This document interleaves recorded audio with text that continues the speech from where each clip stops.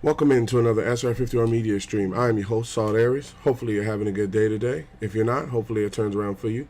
I want to make everybody aware that the stream is available on TikTok at SR51 Media and is also simultaneously running on YouTube /SR51 Media. So where you choose to watch is up to you. I just hope that you watch and I hope that you enjoy.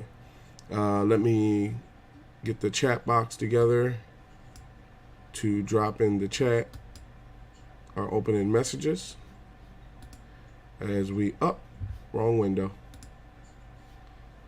Let me open the chat so that way we can get into the chat lines. Move this out of the way. Now we got this pulled up. Okay, that's there.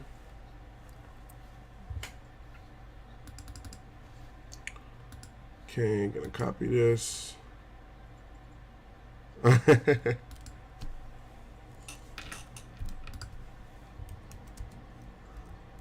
What's up with you, Pain Crab? Hold on, right there in the chat now.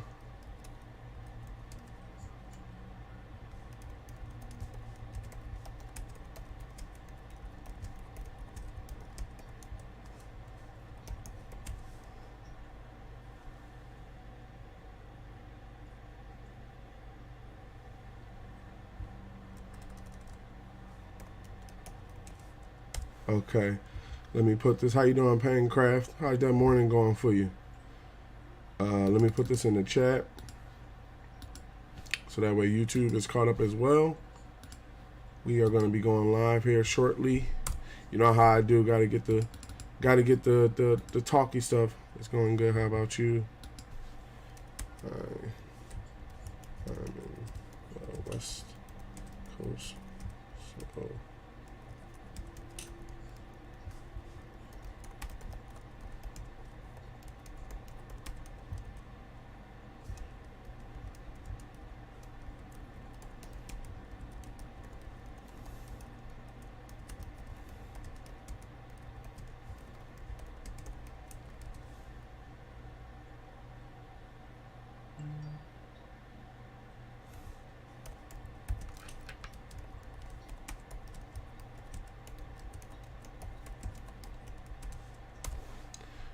Okay, let me put this over here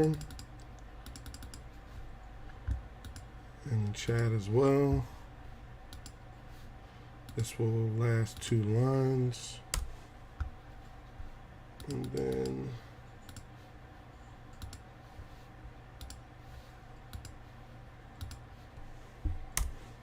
okay, YouTube is caught up completely. Twitter is caught up completely. Twitter, if you do not know, just to make some things clear in the beginning, what you want to do is you want to go over to sr51media.com. That is the official brand website for us, the 51 Dynasties.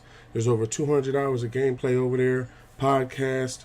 I myself do mini casts, which are smaller versions of podcasts, kind of like a smaller amount.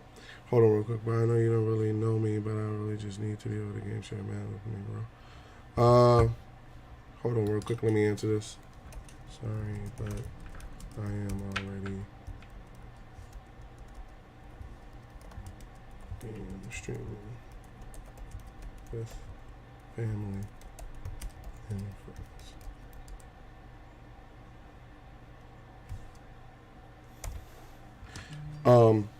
So what I was saying was, basically, you want to go over to sr51media.com. That is the official brand website for us 51 Dynasties. There's over 200 hours of gameplay. There's product impressions. I know a lot of people do podcasts in the bigger format of 50 and 5 and 6 hours. I started doing mini casts, which are smaller segments of podcasts. Like instead of doing, hold on, let me get a sip of tea here.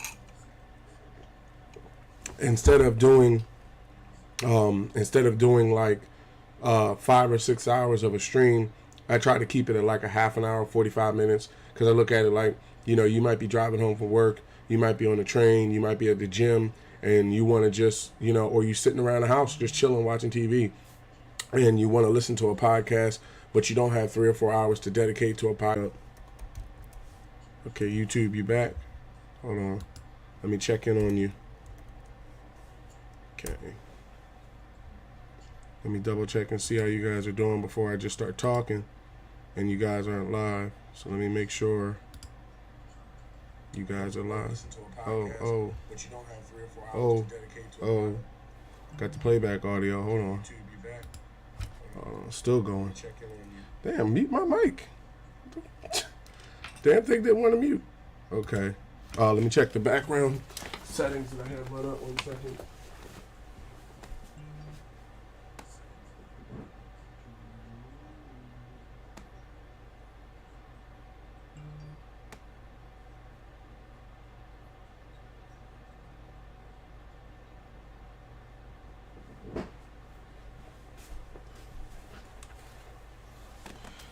So, all right, so the stream seems to be working pretty well on YouTube, which is good. Okay, we're reconnected. Should see merch.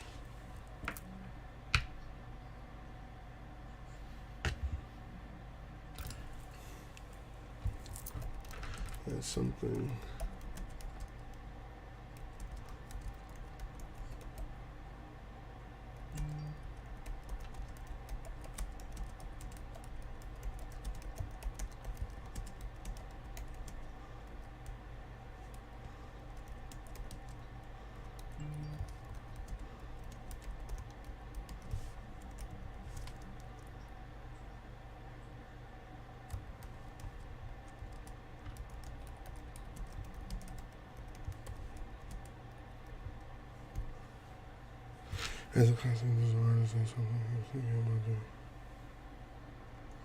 So, over there, what I was saying was we have. Oh, and just to answer your question, Pancraft, I draw myself. I've been drawing since I was a kid. Not saying like, oh, I'm the best in the world, but I feel as though I'm a pretty good artist. And the merchandise thing is something that I was looking into. I'm just trying to find out what's the best way to go about it. But I will keep you all. I will keep the 51 Dynasties updated. I would never just launch something and not tell people what I'm doing and stuff. So yeah, we have product impression. I have product impressions over there, which are my impressions of video games that are coming out when they first come out. Products, Elgato products that I bought, MacBooks, TVs, chairs. You know, all the things that you need for like a gaming setup. You can see how some of the stuff I've bought throughout the years and how I do my setups. Also, there's podcasts that link to SoundCloud where that's what I mean about the mini cast, where you're kind of doing like a smaller show about a specific subject or things like that. So just wanted to put out SR51 Media. Also, just to let you know, you want to go over to Twitter. You want to be following over there. You want to join the community. It's at SR51 Media over there. Should come up as Salt Aries. Same thing with Facebook. I am Salt Aries on Facebook, and I am also on TikTok, of course, as SR51 Media, and on YouTube as SR51 Media. The reason why you want to join the community all the way around is because just like just now, I sent out a tweet to the whole entire community of, let me make sure it went, yeah. I sent out a tweet to the whole entire community of, hey, I'm going live on TikTok, or I'm going live on TikTok and YouTube. So you should get a bing when you set alerts. Make sure to set alerts because that way you get a bing on your phone like, hey, SR51 Media just went live, so you don't have to come in and guess. Now, also, I have some news for today. The first news that I have of today is the fact that I believe I'm going to try to be able to make morning streams. That's something that I have never really had as a streamer, is a time frame.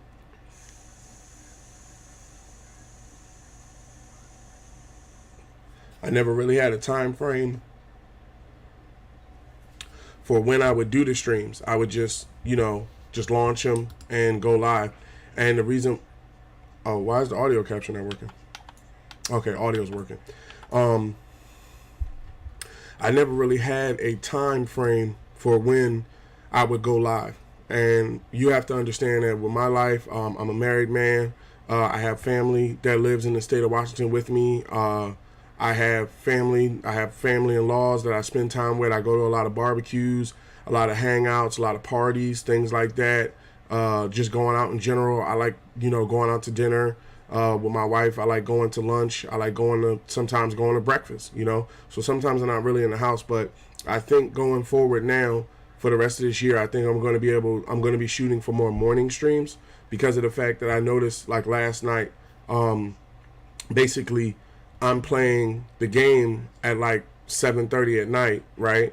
But then on you guys' end, when I'm playing the game at 7:30 at night, you're seeing the stream at like 12 o'clock at night.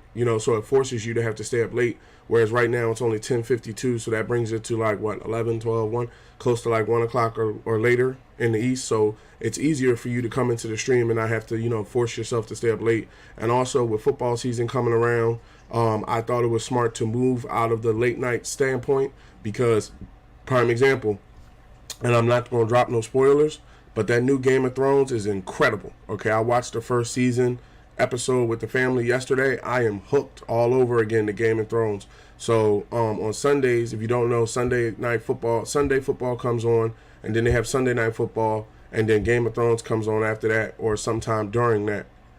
So 9 times out of 10, my streams will be in the morning on Sunday. Or to tell you the truth, they probably won't be a stream on Sunday because I'll be watching football, and we all will be watching football. But when there's like Monday through Saturday, it's going to be like a morning time style stream thing. Now, as far as the mini casts go, when you want to listen to the podcast and things, those are going to be made more on a regular level. What I wanted to find out was, were they best held on SoundCloud? And I think it's best that I keep it there because I'm starting to see some traction on some topics and things like that. So basically, that's where I'm going to keep it. So we're going to dive into things. I'm not going to make it into a talk fest. All right, let's get things started. Let's get some volume on this. Snowhawk season. We're in the last week of free agency right now. Excuse me, I said free agency. We're in the last week of player negotiations. So now, this is week 8. Anybody you can't work a deal with before week 8 or before the end, they could possibly walk. So I know I want James Bradbury back. As far as Nick Boyle, Nick plays the position. Nick plays the position very well. And $15 million over the course of 3 years isn't a lot. And I have $74 million, and I don't think there's anybody else that got to get signed. But I want to start with James Bradbury. I think James Bradbury is a very good player. Put this on a 2-year contract, raise that to 5. Raise this to 5. And let's see. You need to do more to convince me this team is right for my future. Okay, so he has a probable one to re-sign. That's another thing. When they don't have interest in wanting to re-sign, you kind of got to go like above and beyond the normal call of things to basically make them, re-sign their offer. So I'm just going to take a look at some of the people that they was offering me for James Bradbury. All right, now the Eagles was offering me Kenneth Gainwell, but that's not really going to help me. And then I looking back on it, I should have took some of the other trade requests that came for him because I could have got better. And then I have Asante Samuel Jr. who I believe can step up. Let me see a depth chart. I have Asante Samuel Jr. who I believe can step up and play the position. But we're in a contract negotiation with. Let me see if I was to trade him for like a player or something like that. Okay, so he's like the 4th best wide receiver on the team. Derek Stingley is at the same position, and Asante Samuel Jr. is now at 78. So he's only a couple points behind him. He could be traded back to the Eagles. It just depends on who I would trade them back for. I would love to get like a Landon Dickerson in a pick or something like that to kind of help our linemen be able to be more strong. I think the one position I might need is like linebacker. I wouldn't mind trading him for like Nakobe Dean or something like that to have him at middle linebacker just to have him. But I'm going to shoot for, say, Lane Johnson and see if they hand over Lane Johnson and to get back Bradbury. Let's see what they think. Nope. No interest in doing that. Lane's a stay point. He's been a sturdy point for them for a long period of time. Now, Laramie Tunsil. Let me see if Laramie Tunsil signed his deal, because I know I sent Laramie Tunsil over there. He had a 1-year deal. Okay, they signed him to a 4-year deal. So how about Laramie Tunsil for Bradbury? Okay, they have no interest in that. Probably because they signed him back to a big deal. So they have no real interest in letting him go. Now Landon Dickerson's a star left guard. I think he has a 2-year deal. So I would trade him back for Landon Dickerson. Okay, they have some interest. So probably 9 times out of 10, put together, they can't get a first. So put together Gus Edwards doesn't want to really work out a deal, but I don't want to necessarily trade him. And you know what? I don't even know if I want to trade Bradbury either. I'd rather go into the negotiations and see if I could keep him on the team as a player, because we're going to need the cornerback help when we go deep into the playoffs and stuff. So I'd rather just hold on to him and negotiate with him a little bit further. Let's see Nick Boyle's contract. Where does he rank as a tight end? Number 30. Okay, so they say he drops passes, but I have yet to be in a situation where he's really like dropped passes like that. So maybe we could package, because I want Franks to be the number one wide receiver, the number one tight end anyway. So let me see, because this is the last week of trades. So if you're going to make a trade, now's the time to basically look around. I necessarily don't have a problem with operating with him as the tight end. I myself personally would like if I could get maybe like a TJ Hawkinson or something, somebody that I've played with before as a team member and stuff. Like you see TJ Hawkinson, he's 93, so he's really up there, 5-year contract, stuff like that. He's rated as number 6 ranked tight end in the league, so yeah. So let's see if we can work a trade, and it's not going to be easy, but let's see if we can work a trade out with him for, say, Bradbury and possibly Gus Edwards, and then we would have an open position on the team. Let's see. So they have no interest in that. Okay, and then the other person I was going to trade them was Gus Edwards. So I don't think they have interest in that. No, they don't have it. Let's see if we put them together just to see how far we would get down the trade block. Nope, they have no interest in that. Okay, so now let me see where the Eagles rank. Okay, they got Dallas Goedert. I think he's a better tight end than I think he's a great tight end compared to where he's ranked. He's ranked number 9. Runs routes good. Doesn't drop passes. Oh, but then it says, see, now they say, this is where I think they just put that in there for tight ends, that it just happens. They're like, he drops passes as well. And I'm like, I don't really see that. I never really see him drop passes. And as far as Dallas Goedert, being an Eagles fan, like, I don't really think I've ever seen Dallas Goedert drop like a lot of passes and stuff. But that's the name of the game when, you have those players. And then, like with Gus Edwards, I'd rather work it out, because the thing about it is, if I trade them away now, it puts me in a situation where basically, and then I don't have to work a contract out with him. Like, see, Gus has, the reason why I want to wait on Gus is because he actually has interest to come back to the team. Now, Nick doesn't have real interest in coming back to the team, but I feel as though the previous offer was $14 million. Okay, so I kind of lowballed him a little bit. I put like $14 million out there for like 3 years. That's a little bit, that ranges down to about his salary being about, like I said, about $2 million a year, and he had a cap hit of about $4 million a year. So let's raise this up to 2.5 and raise that up to 3, making it $16 million over the course of 3 years. I could find a better team in free agency that would match this offer. Okay, so he's being picky on what he wants, on what he really wants. Okay, so let's see, because I could always just work the tight end up there. Let's see where these tight ends rank in NFL. Who can actually possibly be picked up? And TJ Hawkinson's kind of high. Let's see if I was to trade if they would trade me Bradbury for, because Bradbury I wouldn't be losing anybody. I would be gaining a draft pick, and then I could probably trade Boyle to a different team. So let's see, Bradbury for Goddard. All right, we have some interest, but we don't have a lot of interest. So how about Bradbury and Boyle for Goddard? And I would have an open spot on my team. Dang. I don't really have positions where I have leftover people that I can trade them, so I might not be able to make this trade happen, which is upsetting because I wanted to make this deal happen. And Dominican Sue, I don't want to necessarily get rid of Sue just in case something happens there. Okay, and then we got the linebackers. Everybody there is straight. Fullbacks, free safeties. Yeah, I don't want to put nobody else up there. I know how good Dallas Goedert could be as a tight end. I know he can be very good. So what I'm going to do is I'm going to keep Bradbury and Boyle and then if they walk, then I'll just replace their positions in off season, because they're not.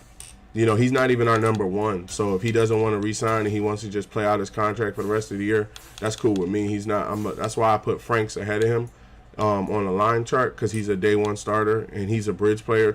He's like a bridge player. So $16 million or $20 million is pretty okay to have. So I'm not gonna hold that against him. And then Bradbury's a very good cornerback, but at the same time, Bradbury, he's a Target veteran. He's been around 7 years.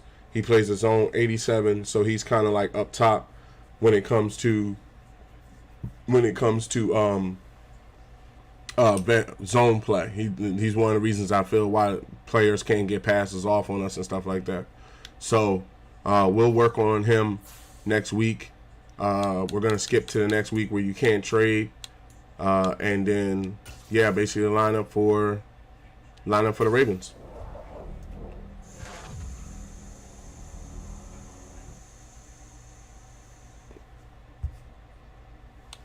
Breakout defensive lineman. Okay, let me get my phone together because I have to take a picture of whatever they put up there. Okay, let me see. Jack Pierce, coach, I want to keep an eye on Aries, the defensive lineman. He was a big part of the win last week. I'm not totally sold on him yet, but if he has a repeat performance against the Ravens, he might turn out to be a very special player. Then it says, game day goals.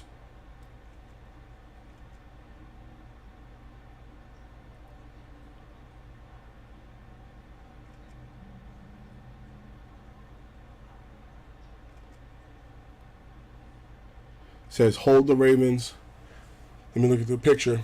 It says hold the Ravens to less than 75 yards rushing and 1 rushing touchdown, or get Aries 2 sacks.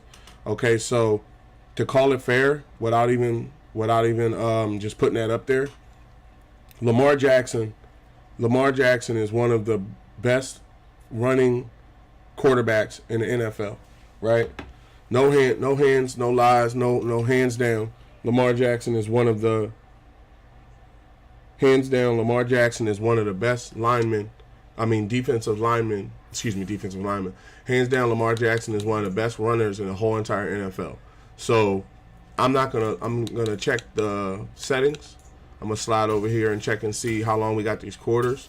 I personally myself don't want to lose a game chasing this, but what I could do possibly. Because, see, the thing about it is you got to get them. You got to either hold them to 75 yards rushing and 1 rushing touchdown, or you got to get Aries 2 sacks. So the thing about it is I could fight through the lineup. Let me see if my player is already beyond. If he already is beyond the development trait, because that's what might be going on here. He might be getting ready to pop. From player's perspective, pause.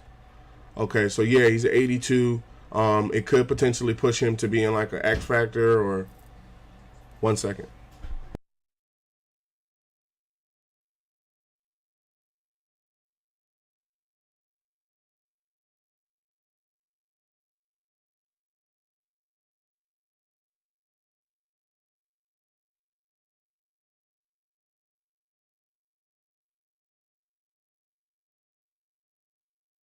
Didn't even tell YouTube. I'm going to be stepping off for a minute, just a small couple minutes here.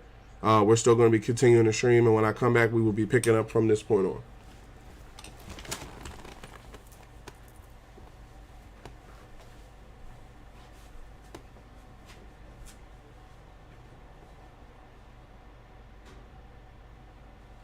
So I can let her out. Yeah. She can come out. She's going to come on.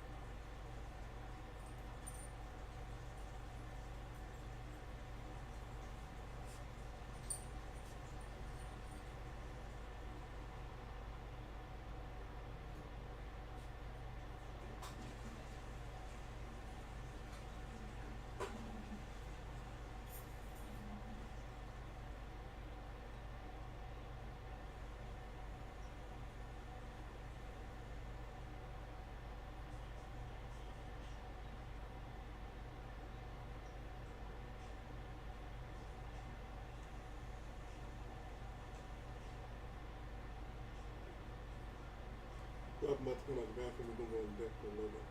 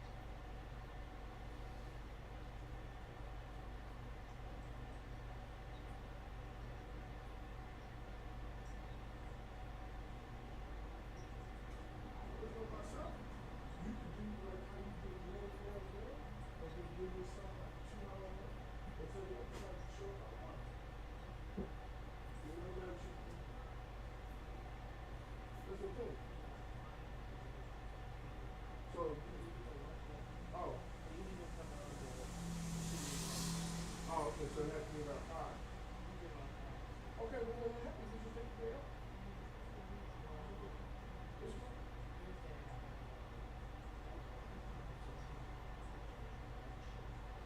In the morning.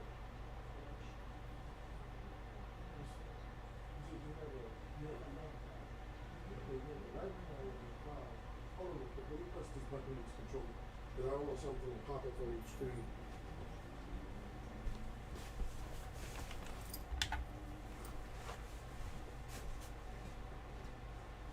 So you have a pilot on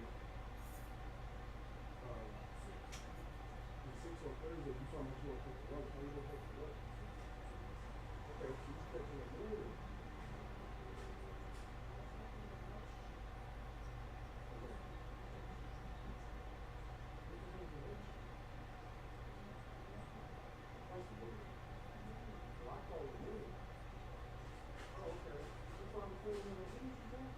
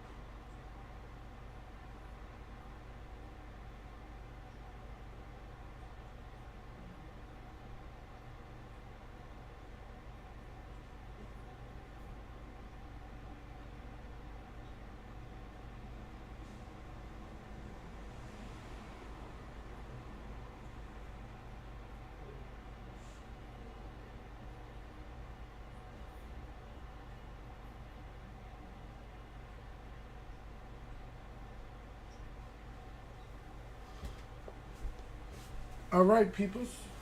All right, peoples. Excuse me. Almost tripped over my damn chair getting back to this though.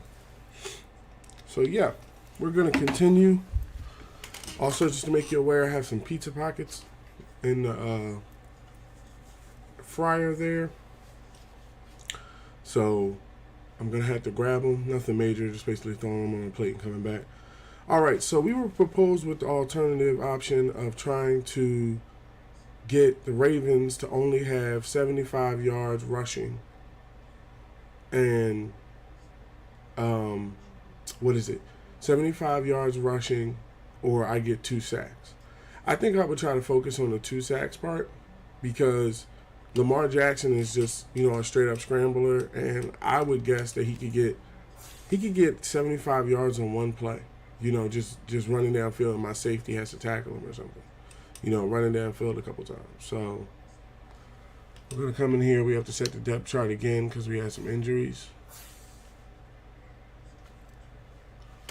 My watch stuff? Oh, my watch. So that way I can be notified when you guys message me.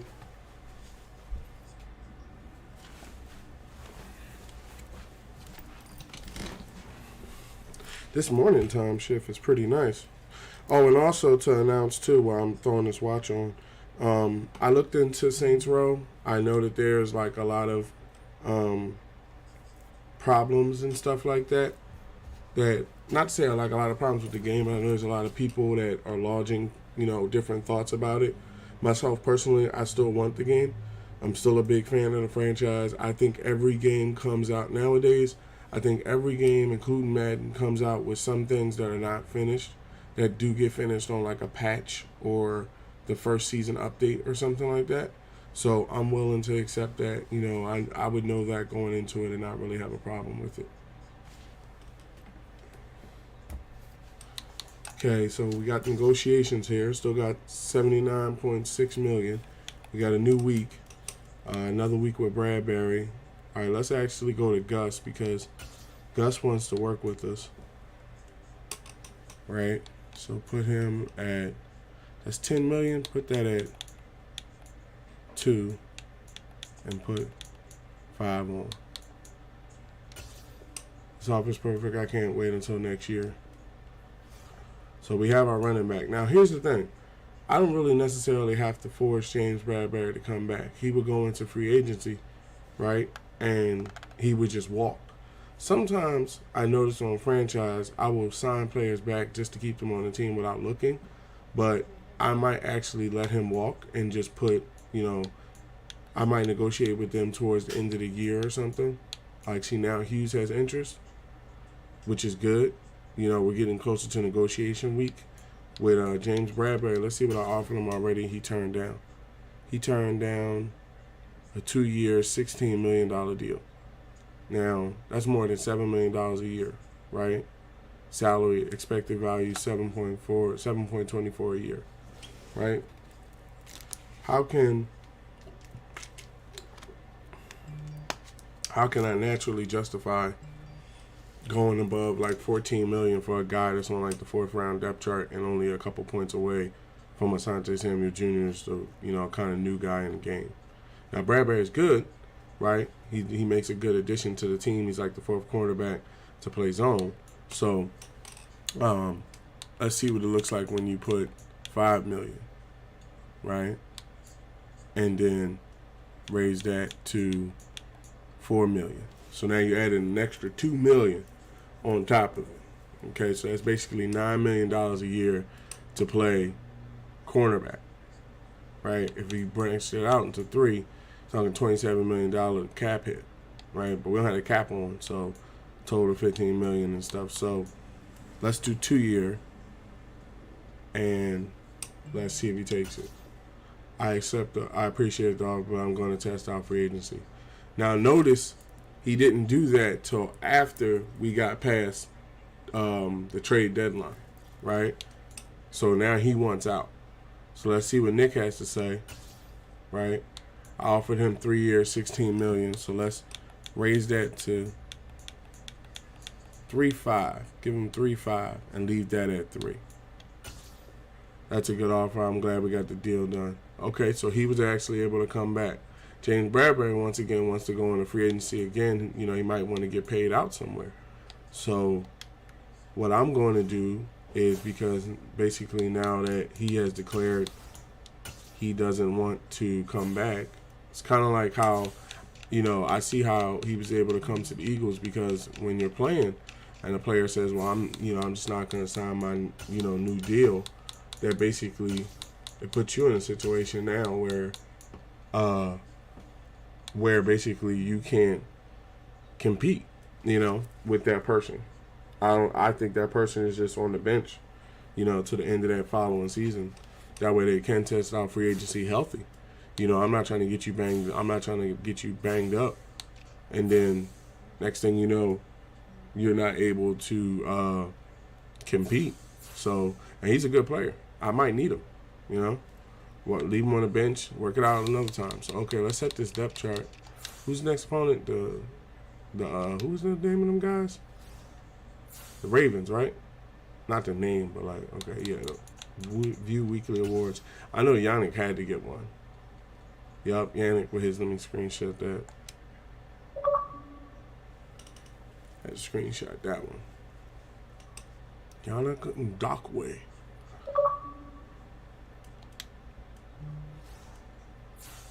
Okay. All right. Depth chart. No, actually, injury room.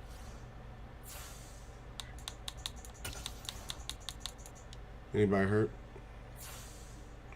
Jordan Hicks is out with a broken finger right before the Ravens game.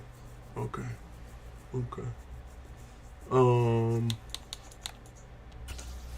Let's see.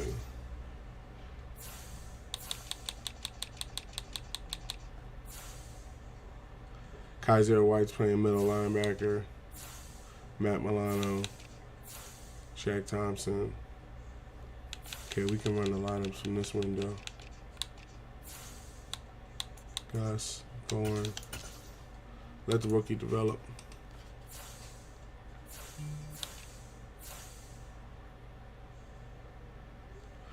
No, we might be in a tough situation in this game versus the Ravens, where it might come down to them, somebody coming in to fill a position.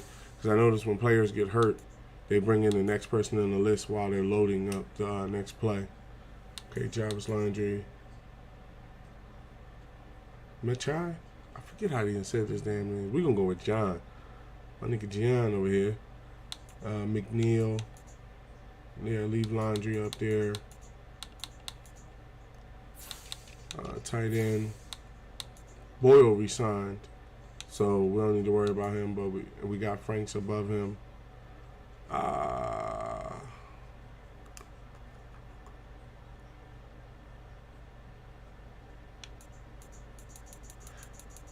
He runs a short route better than him,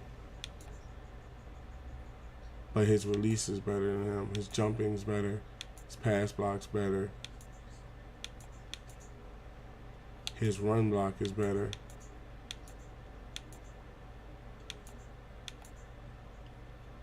Look, they both come on the field in my playbook sometimes, so we're just going to let him play second. Jordan Mailata got left. Cody got left guard. Rashawn got center.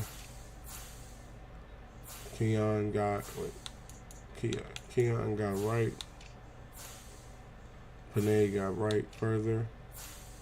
JJ is back now. He has left end.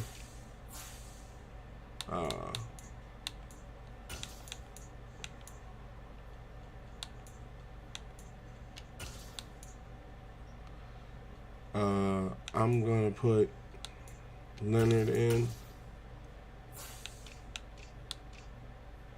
Yannick in. And JJ on the other end. Myself and Fletcher Cox. Shaq Thompson. Kaiser. Matt Milano. Everybody lined up. The new lineup of cornerbacks, free safeties. Strong, Gardner Jr., Josh Jacobs for the third, Power, slot wide receiver. Okay, this is where it's either Laundry, Smith-Schuster.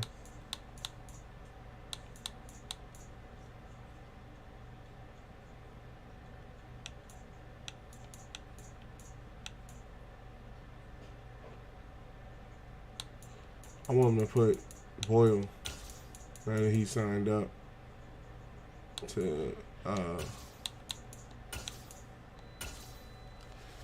1 second, let me go grab my pockets.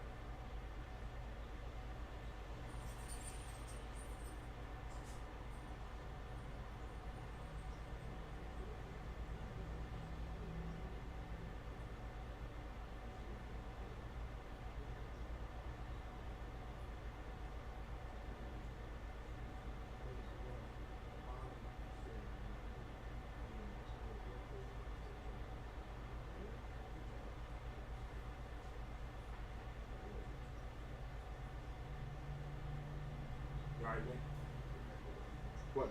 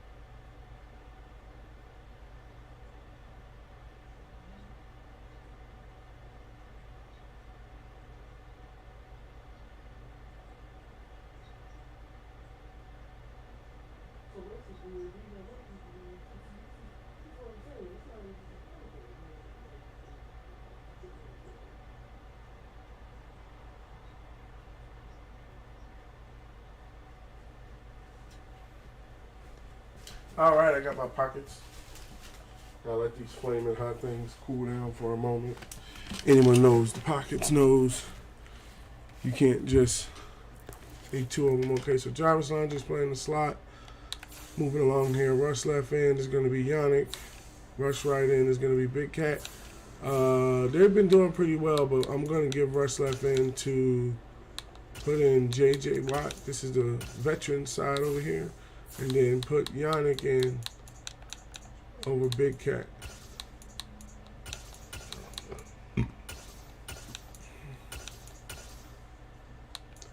On the rush, though,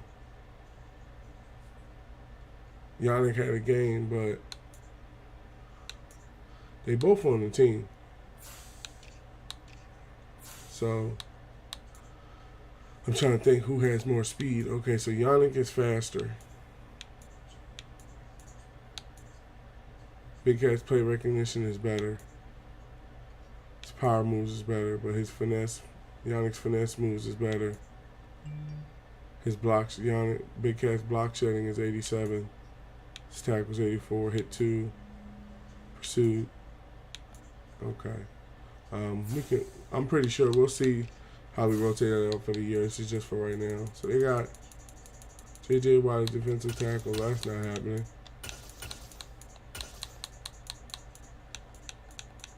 What happened to Hunter? Is he hurt?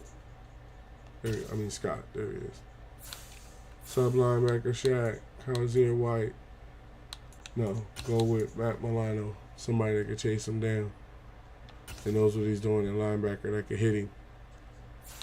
Slot cornerback is going to be put James Bradbury on it. Oh, he'd be a 77. Leave it at Desmond King.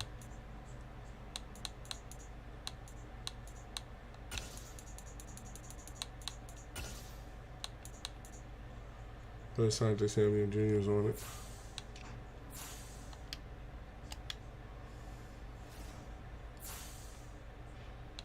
Okay. Man, staff. I don't have enough for what I wanted to buy yet. Still waiting on that.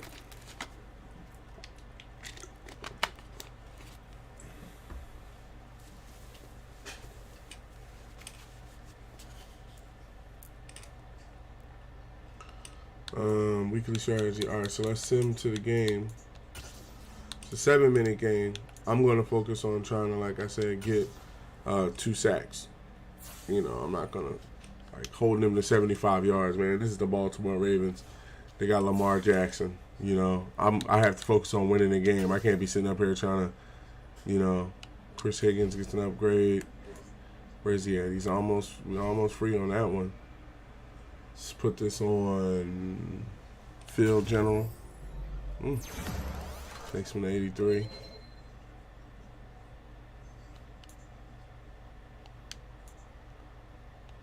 Asante Samuel Jr. is getting an upgrade, man to man.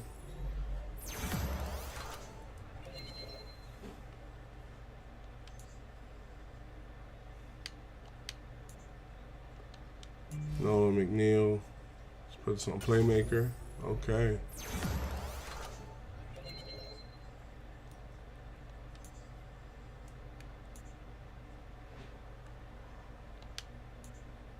He's ready to go in case he gets called on.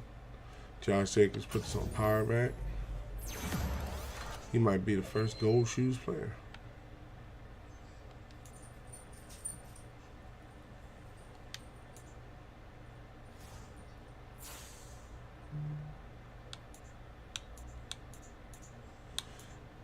Nothing left to do but do it. Wait, how many people we got?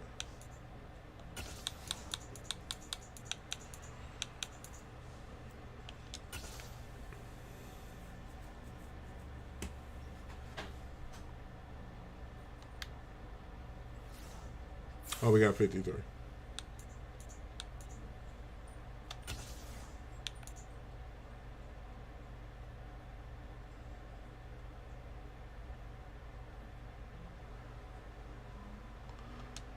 Let's do this. So like I said, yeah, I'm gonna be looking to do is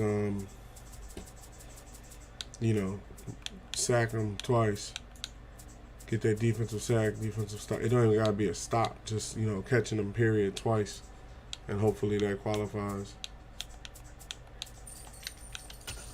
Okay, so they have Lamar Jackson, superstar X Factor quarterback.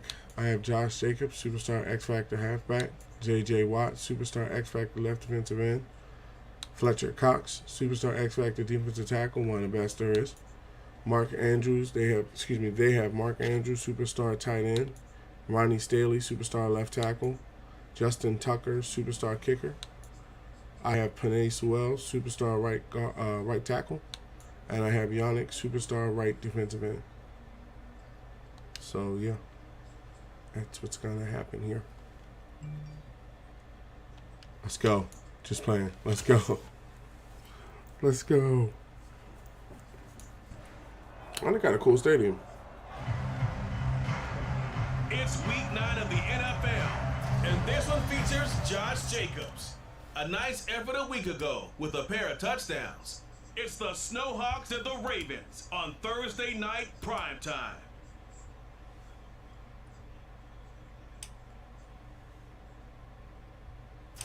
Stream running good, just had to come on EA Sports coverage of the National Football League brings us to historic Baltimore, Maryland and M&T Bank Stadium.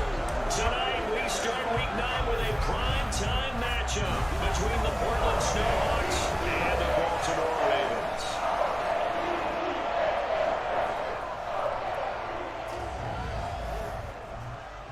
Brandon Gaunt alongside Charles Davis. CD, you look at the Ravens in this matchup. Their run game has proven superior so far this season, but that could change this week because now they face the best defensive front in the NFL. It won't be easy for them, Charles, to let that ground game do the I should have changed the game in 12 minutes I think you're right about that. and gave myself the opportunity to tackle him a lot more. But at the 7 minutes, I don't think the 7 minutes is going to – if I turn out to be a star or something, I'll just work my way up from that or play as a star. You know, I'm not worried about it. I don't have to be an X Factor every year or something. And then I haven't even played face of the franchise where you are a X Factor from the jump. Let's go. The first 2 months of the regular season down. What will the final 2 bring us as we're off in week 9? Fielded just outside the goal line. And he returns this to the 22. So out comes this offense to take over for the first time. And they will be led out by their rookie quarterback. And you and I both know that any win is a good win, and that's what they did last week. But there's also plenty for him to work on in his game, wasn't there? Yeah. 2 touchdowns, an interception. Yeah, you know, he wants to increase that a little bit in terms of ratio. But first and foremost, they did win the game.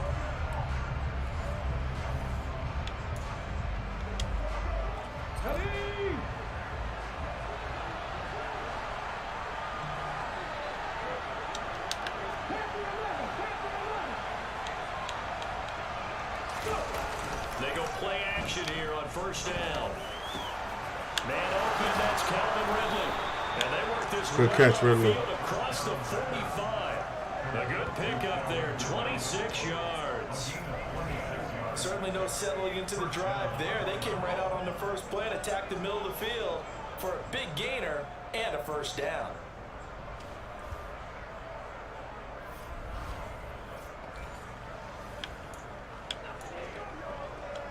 A pistol. So one play, and they're already just shy of midfield. The play action fake. They'll look to throw. He completes it to Ridley. And they'll wind up getting this one all the way down inside the 20.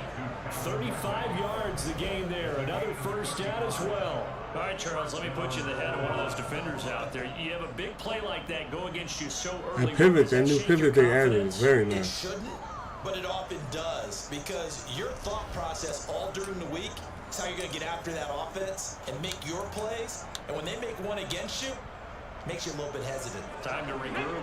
So the big play means just like that, they'll operate from the red zone now on first down. Looking to throw. Quick slant, that's caught by the 5'11" Landry. And stopped a few yards shy of the goal line at the 3. Good catch, Jarvis. Good catch. It's another first down. Boy, no problems getting down the field here on this opening drive. They've looked really sharp in the early going, and they've come up with some big plays already. Here's another. That's going to set up first and goal.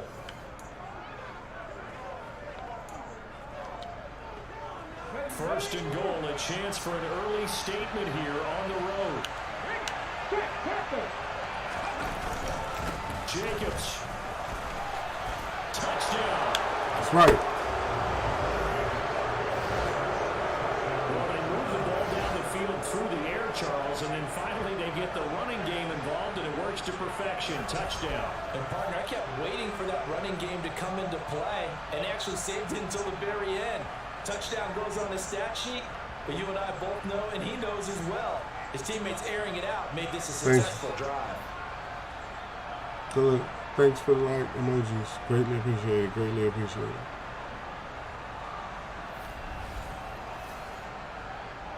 All right, we're on the board, y'all. We're on the board here.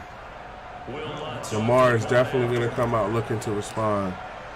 I have 5 minutes in the first left to get 2 sacks. I'm trying to do it in this first quarter, but I have to get, I think, if I remember correctly, 2 sacks. And it was capped off by a touchdown run from Josh Jacobs. Just so I know what's going on. It says, hold the Ravens to less than 75 yards rushing yards on 1 rushing touchdown, or get Aries 2+ sacks, or force fumbles, or tackle for losses, or interceptions. So,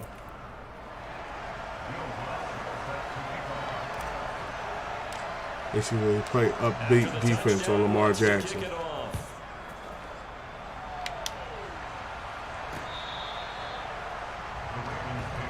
Here comes the Ravens on offense, and the man in charge from Louisville, the former MVP, Lamar Jackson.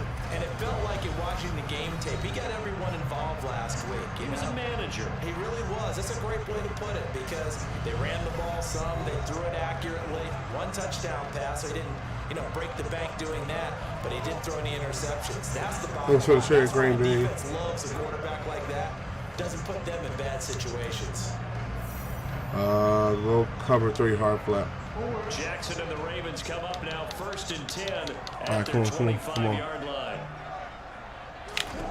They'll try and start this drive in the air. Damn, almost had it. Good defense. And it falls incomplete. This is going to be the matchup to watch out on the perimeter, and it won't be the last time these two go at it. Both of them Don't believe convert. they are the Don't superior. convert. Go, In this case, the win goes to the defense. go cover 3 seam. An incomplete pass leads to 2nd and 10 from the 25.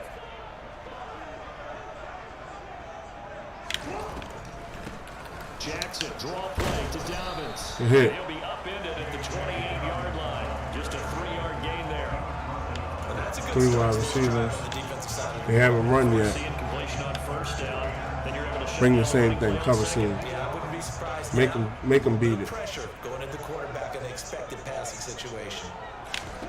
On 3rd down, Jackson. He'll swing this out to Dobbins. Damn. That first hit couldn't put him down. 10 yards there, good enough for a Raven first down. All right, he responded. Let's go. I think a lot of teams probably say shrink the playbook somewhat. Is that correct? I think you're right about that, because you just don't have the amount of time that you have in a normal week to put in a full playbook. The tackle's AJ. Shrink the playbook. Pick out the plays that work best for you. You know what Cover 3 cloud share. Who are the freshest guys coming off the last game to play on a Thursday night? Guys have a little extra pep in their step. You go to them more than often. On 2nd down, it's Moss again. A gain of 3 last play. This time they double it and pick up 6. This defense Cover really pause. played well in that win a week ago. Yeah, we're definitely in top form and pitched a shutout, as a matter of fact. That's the cherry on top. It's a great week of preparation. And you know what? These guys are eager to keep it going. So motivation I got the first. not an issue. Just a gain of a couple, but good enough to keep the drive rolling. Well, they're currently the best in the NFL converting that 3rd down, so it's no surprise there that they picked that one up. And they've done it in many different ways throughout the season, Charles. Picking it up, running it, throwing it, just effective on 3rd downs all year long. Meanwhile, Jackson's throws on Oh, I thought that was a fumble. And he'll be tackle on the other side of midfield at the 46. Cover 3 buzz.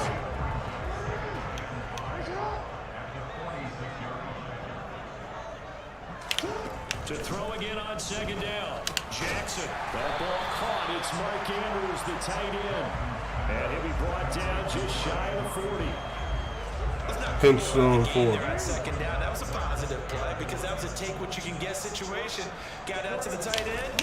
Now it gives a much better opportunity to convert on third down. Damn, I missed the tackle again. It was right there. Not going to get there. Yes. Short of the line to Stopped him short, but I still missed the tackle. Who got him? Landon Jr., J.J. Watt, the whole team, really. Come at you from all angles, and they did a nice job there stopping him for a loss. Big stop, big stop. Okay, they going for it. It's a field goal, huh? Bring free fire. Oh, they're going for the field goal. They're going to try for 3, and he'll need all the legs. I don't trust him.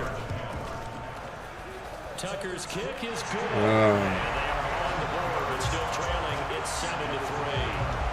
So both teams come away with points on their opening drives, and they still trail. They answered the touchdown with a field goal, but at least. Now look at this, right? I had to keep them less than 75 yards rushing, right? Let's see where they are so far. They're already at 13, right? We're almost out of the first. So, we'll see. And that is what's important, right? Because they didn't let that initial touchdown go unanswered. Took the ball themselves, moved it downfield, and put it through the post for 3 points. Game on. From a yard or 2 deep, here comes a return. Ooh. And the decision to come out of the end zone is going to cost him 5 yards as he's taken down right at the 20. Here comes the offense again, and let's focus on Josh Jacobs for a moment. Last week, a strong showing, up over 100, also 2 trips to the end zone. It's the kind of week that if you said, listen, I'll let you have this type of a game each and every week, you'd sign up for it. You wouldn't try and get too greedy. But let's face it, good runners always got to be a little bit more greedy at the end, try and squeeze out every last yard. He's going to try to duplicate that and exceed it in this game. All right, let's go. From the 22, here's 2nd and 8. They'll stay on the ground with Jacobs. And they're able to get this one across the 35. Line of scrimmage, the 37 on 1st and 10. On play action, they'll throw. And that is caught. It's Ridley. And he's going to get this all the way down inside the 35. After 1, 7-3 the Call me score. off. Trying to, because they're going to reset you at the quarter. It's like a break. Portland football here, ready to begin the 2nd quarter as they've got it with a 1st and 10.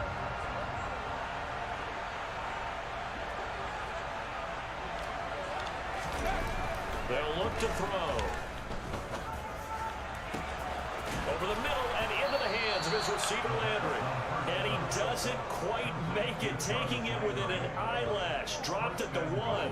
Back-to-back plays of right around 30 yards, and the field position has totally been flipped. This defense is definitely reeling a little bit now. Back-to-back big plays given up, and you know that's all defenses talk about. How do you limit that?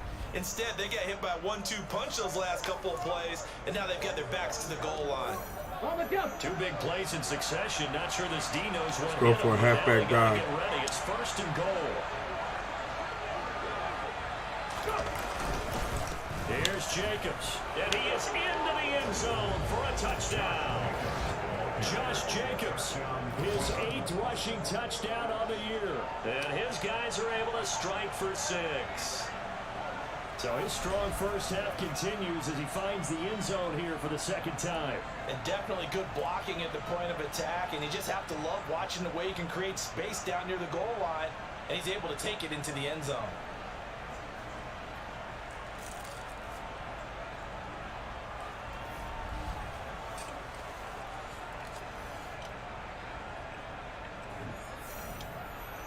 Alonso looked to add the extra point.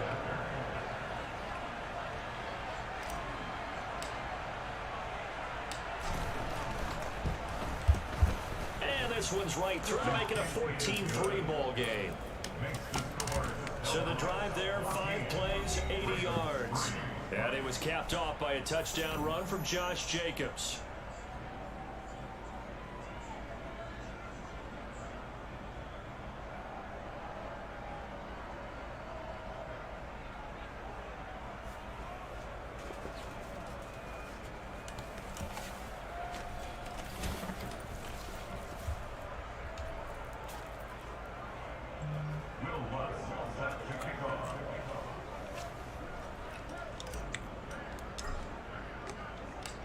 after the touchdown, Lutz to kick it off.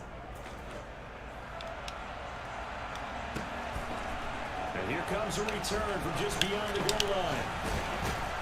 And that decision to bring it out ends up not being a good one. Costs him about 5 yards as he's tackled at the 20. Baltimore set to take over here for their second possession of the game.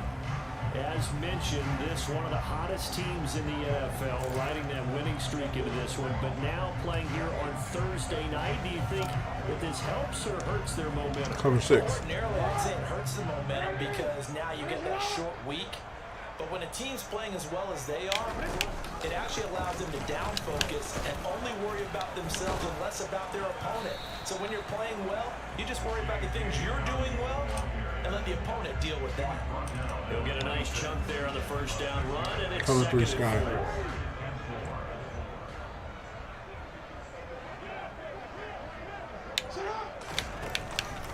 They'll go again with Dobbins. And tackled down after a gain of 3. Leaves They took me out with an injury. On defensive superstar challenge. That last run, it looks like we have a player who is shaken up. The medical staff will attend to him, and we will step aside.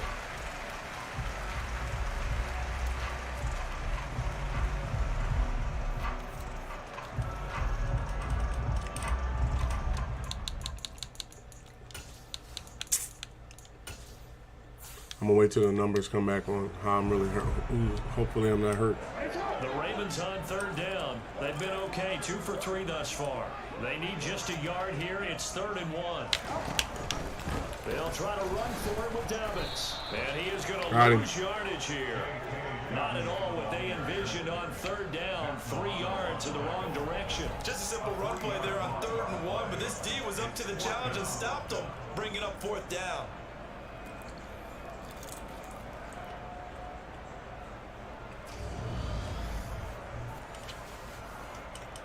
Train tricep will not be able to return for this game.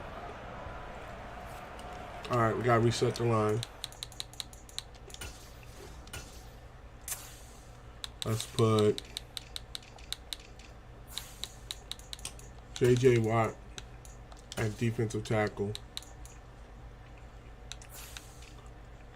First, let's put Big Cat and, Gennard and take J.J. out. Put J.J. Watt. I actually put Fletcher Cox at defensive tackle. Put J.J. Watt next. And then Yannick on the right. And Big Cat on the left.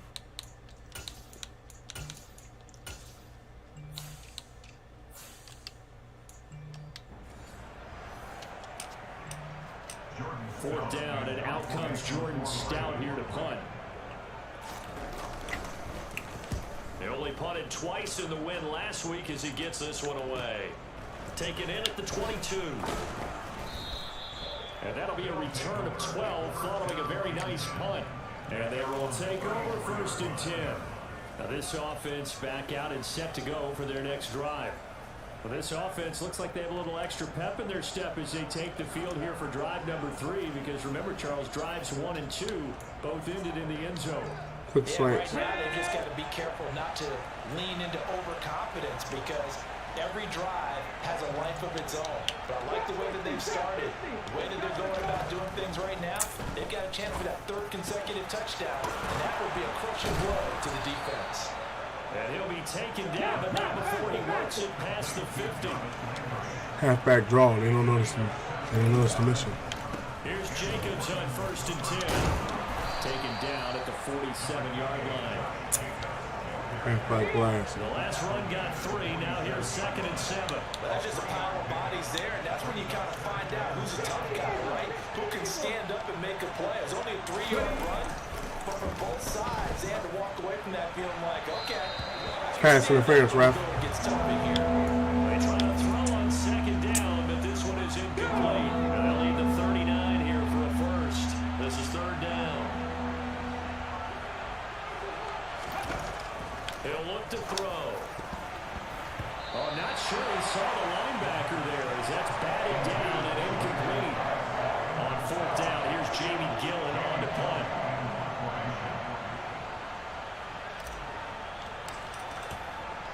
Fuck, that's going to be in the end zone somewhere.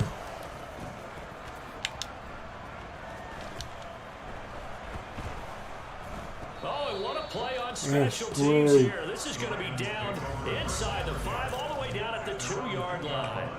And he's got to be fired up about that effort. I don't think he could have walked down and placed it any better than where he ended up putting the football. That's excellent. Baltimore about ready to go on offense. And they will begin with, should we call it, far from ideal starting field position, their own 2-yard line. So what's your definition of ideal? The 1-yard line on the other side of the field. All right, Yes, if I can cover him. Now that if I'm injured, the only other way I could get that upgrade is if I keep him from having 75 yards rushing. All right, they got 19, and we almost in the second quarter. Yes, your definition Let's do is this. apropos in this case. They'll start on the ground with Dobbins. Knifes his way forward here, but just 3 yards on the play. Second down. And while they hope to continue this drive, Cover 3 it's really Sky. already mission accomplished. They've given enough space now that they have to pump the ball. They've done so with that first run. On second down, here's a keeper by the QB. And he'll take this forward only up to about the 7. He'll get 2 on the keeper, but it becomes now Cover a 6. 3rd down. They'll need 5 on this play to move the sticks. Jackson. That's taken in by Duvernay. And carry for the pass. Ravens first Don't let him rush. He's able to get 8 yards there on 3rd and 5. I think everyone in the stadium saw that big hit coming. And I, as a former defensive back, have to admit I'm a little disappointed. He actually was able to hold on to the ball. He brought the lumber on that play.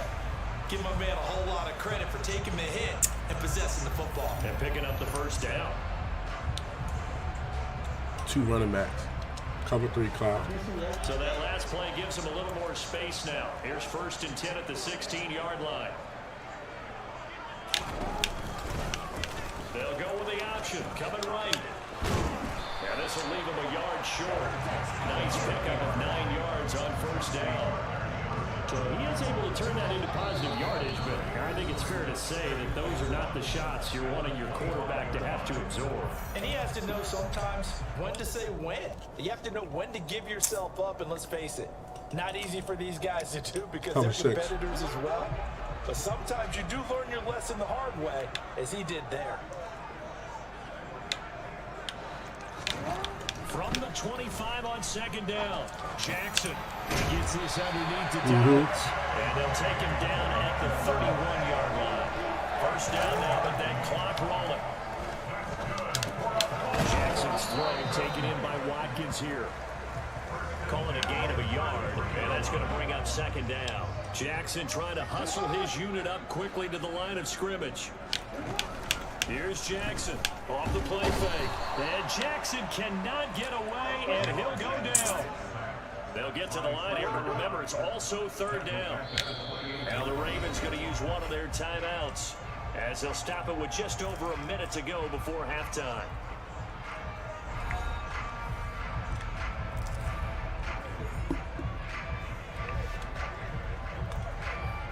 Cover 6. A long way to go here on 3rd down for the 8th play of the drive. Jackson on the give to Dobbins. No gain on the play there. Nice job defensively. And it likely forces a punt situation on 4th. I mean, that's what I I was think that's going to different go there. down as no gain, but that doesn't seem fair for the effort that was presented on that play. That should go down as a loss. I know, I'm a defensive guy, but you got to like the play that was made. He made a lot of those plays last week. He was AFC Defensive Player of the Week, picking up where he left off. Here's Jordan Stout now.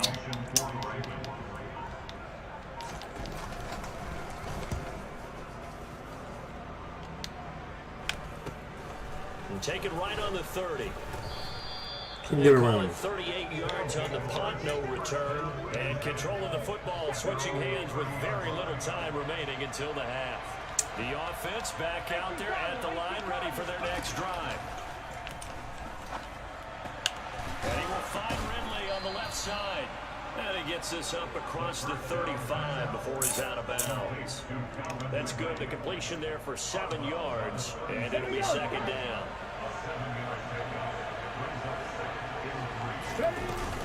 Jacobs going to try the middle. Room here to run. And he'll be taken down, but not before he gets into enemy territory. Now whistles and a timeout with 3 seconds left in the first half.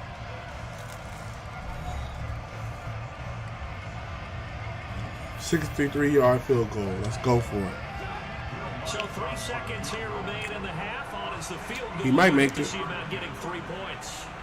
This was the old NFL record distance for decades, a 63-yard attempt. And I don't think this has the carry. It does not. It's no good. And this will remain an 11-point spread.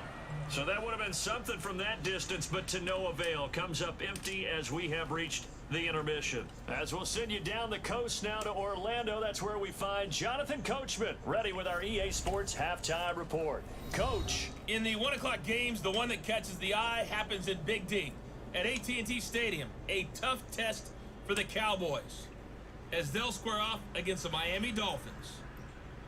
As for the 4 o'clock games, some good ones there as well. One being in Charlotte, where it'll be the Panthers taking on the Green Bay Packers. And finally, on Monday Night Football, they've got a good one lined up between the Las Vegas Raiders and the Las Vegas Raiders. The Las Vegas Raiders Time and the now for a Las check Vegas of the Raiders. next-gen stats for our visitors in the first half. And they've had all sorts of success thus far tonight throwing the football, as they're on pace to throw for 300-plus yards if these continue the way they've been going. Meanwhile, for the Ravens, we check on their numbers on the ground in the first half, as they know they'll need to be better to overcome this halftime deficit. Both teams going back through their game plans, making their final halftime adjustments. And for the call of the second half, we go back up to Baltimore and rejoin Brandon and Charles. All right, Coach. Thank you very much. All right, they get the ball back. How much yards they have? 33. Wait, is that rushing or passing? 33. Number 3. The Ravens set to receive the football, trailing here as we resume action in the third quarter. No run back here to begin the half, and we will start at the 25-yard line. The Raven offense set to start this third quarter. Charles, it'll be interesting to see what adjustments this offense made in the locker room. Haven't really been able to get anything going offensively, virtually nothing in the ground attack either. So certainly something has to change here in quarter 3. And I'm pretty sure their friends from the defensive side of the ball told them exactly that, because those guys, the stop troops, they've been playing pretty well. They've kept them around in this game. Come with it. Bring the house. The running game struggled in the first half. Opposition knows how to focus on defending the pass here. They've got stop. to re-energize that ground game and maybe open things up for a comeback here in this half. Cover 3 Sky. They'll break the huddle, come up on 2nd and 8. Just don't run. 27-yard line. Throw the ball. Don't run. Another run here with Dobbins. Stop him. And he'll get a couple up to the 29. Well, they still have time to get him established, but in my estimation, they've got to pick up the urgency here. They've got to get Cover 6 nickel. the huddle and run off a bunch more plays. Don't Third run. down Throw the now. ball. Those last 2 plays indicative of how things have gone for them. Just nowhere to go on the ground and struggling to put up points. Jackson We'll take that. the football. And the defense will get their hands on it. Going the other way. And he's going to bring the fumble back for a touchdown. Mm-hmm. Holding. Defense.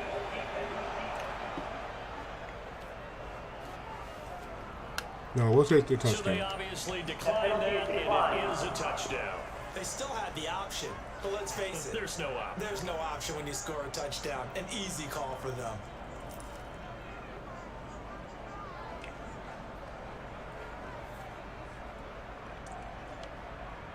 Lutz to try to add the PAT.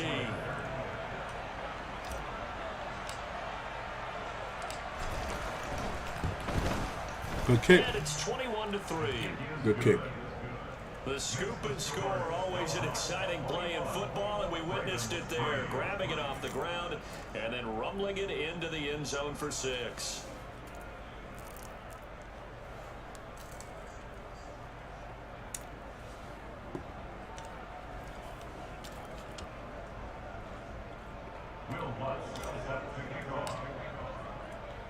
And you can bet they're preaching 2 hands on the ball here as the kick's away following that fumble return. And no effort to bring this one out. It's a touchback. Baltimore's offense set for this next possession. I kind of feel like they've reached a do-or-die point in this game, Charles. If they're going to try to pull off an impressive comeback, it has to start right here, right now. Cover 6. Yeah, now they've got a final chance to get out of this situation, but they also understand they've got to move the ball and move it fast. In addition, they need to save as much time so they can get 2 more possessions. He's going to be dropped following a pickup of 7 past the 30 to the 32. Running lanes run a premium in the first It's 56 half, rushing but he yards. finds room there, and he's hoping that that's a precursor of a Cover big 4 second pounds. half. A good run, got 7 on first. Here's 2nd and 3. Jackson now. He's got his man. It's Andrews. So just 3 yards on the completion there. And they'll be faced with a Cover 3rd 1. and inches.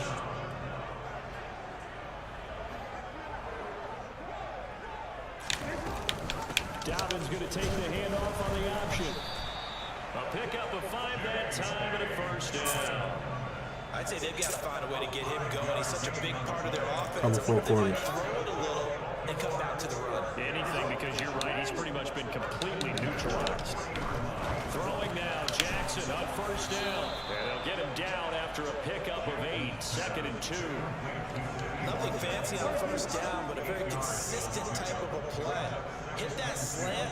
A lot of people call it an extension of the running game, and it can be if that pass is completed. Because you hit a guy on the run like that, you often can go for big yardage. Sets him up nicely for 2nd down, staying ahead of schedule. He got maybe a half yard at most, but officially Tackle, Williams. with a 3rd and 2.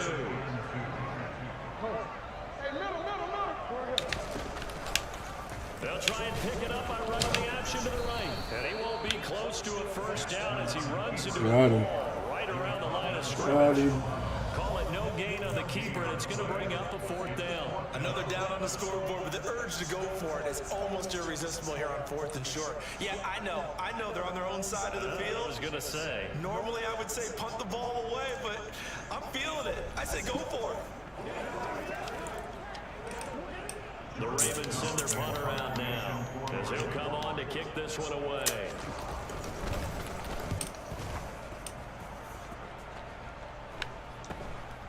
And this will be taken at the 13. It'll be 37 yards there on the punt. And the offense will come back out deep in their own territory. And now this offense comes back out onto the field. And the last time that they were on the field, a little demoralizing. Missed field goal. You always feel like you want to get it in the end zone, but then, oh, well, at least we're going to get 3. Didn't go through the goal. Halfback dive. It does test the mental processes of the team. Trying to drain the clock. You know, how many rush yards do they have? 61.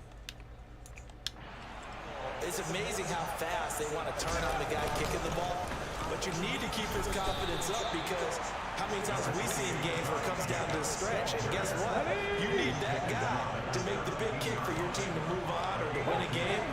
Make sure you keep him happy. Make sure you keep him comfortable. I'm sure you always treated the kicker nicely, though, right? You know, truthfully, I did. Good. I always did because those guys, they won us a whole lot of games. With that catch, he goes over 100 yards receiving on the night.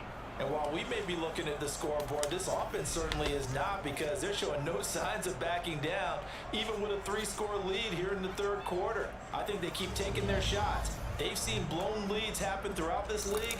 They don't want to fall victim to it themselves.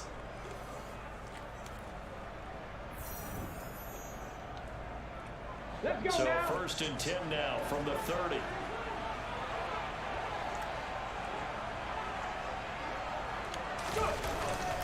Running straight ahead is Jacobs.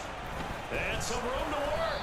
And he'll be tackled right on the chalk at a 45. Good run. Great run. For him now with a couple of of touchdown runs to boot. Well, that is a running back who was not about to go down easily. He fought his way through the contact until the seas opened up for him. And with a guy his size, you have to know defensively that arm tackles aren't going to fly with him. You have to be able to wrap up, or else he can just brush tacklers aside like they're not even there.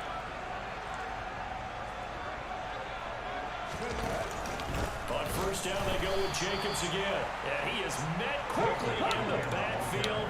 Down he goes, folded like a lawn chair. On second down, Jacobs. And nothing doing. He's immediately taken down at the line of scrimmage. And they're going to speed things up here. Here's a play fake as they set up to throw. Outright, this is Boyle, the tight end. And he is going to lose yardage here. They'll wind up losing a yard on the play. And that's going to make it fourth down. Excuse my snarkiness here, but isn't the idea of completing a pass supposed to mean you get downfield and gain yards? Especially on third down. Yeah, that one. How about the defense? Figured that one out in a big way. I'm trying to keep the ball away from him as long as I can. 1 quarter remains here in this Thursday night matchup. You are watching the NFL on EA Sports. Back now in Baltimore. As it looks like we are just about set and ready to begin with the fourth. Here's Jamie Gillandale. It's probably about to stop. Punted away for the second time. And a fair catch signaled for and taken successfully. So possession goes over here on the punt. And the Ravens, they'll take over. And now Baltimore gets set to take the field. Remember, they have won 3 straight, but getting to 4 straight does not appear to be in the cards as they are in a big fourth quarter hole. They'll throw on first down with Jackson. This throw taken in by Isaiah Likely. And he'll go down, but not before. I didn't want him to get tackled. I was pulling people off of him. That way they wouldn't run anymore. There on the catch and run. A 3-score game here late. You can probably rule out the comeback, but certainly some kind of a moral victory to be had if they can get a few more points to close things out. And to that end, a nice pass play there to push things downfield. Yeah, and we know in this league, a loss is a loss, and no one wants anything to count as a moral victory or, boy, something that feels a little bit cheap. But if they trim that lead down to just 2 scores, it's still a benefit to this squad.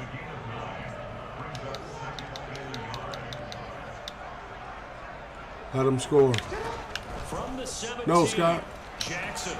Great defense. Picked off by Adrian Phillips. And his guys are going to take over Great defense, the Phillips. 21-yard line.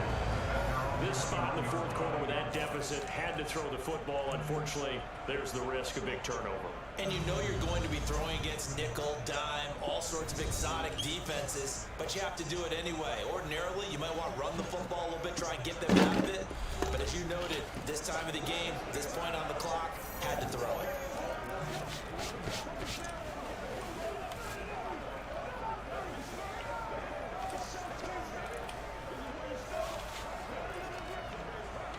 Halfback dive.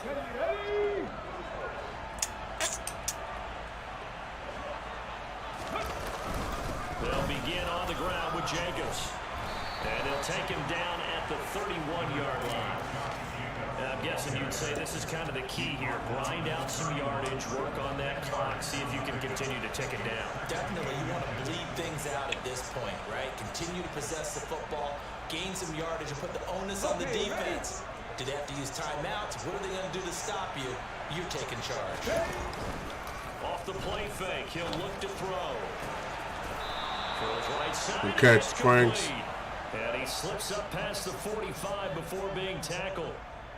Rookie to rookie on the hook up there, and it's a first down. Still throwing the football here, even with the big lead. Yeah, I know you and I came up in a different era, and we think about sportsmanship and all that.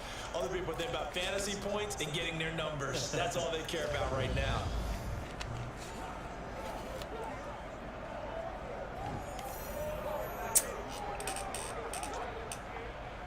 Halfback smash. Back-to-back good plays have him on the move on first down.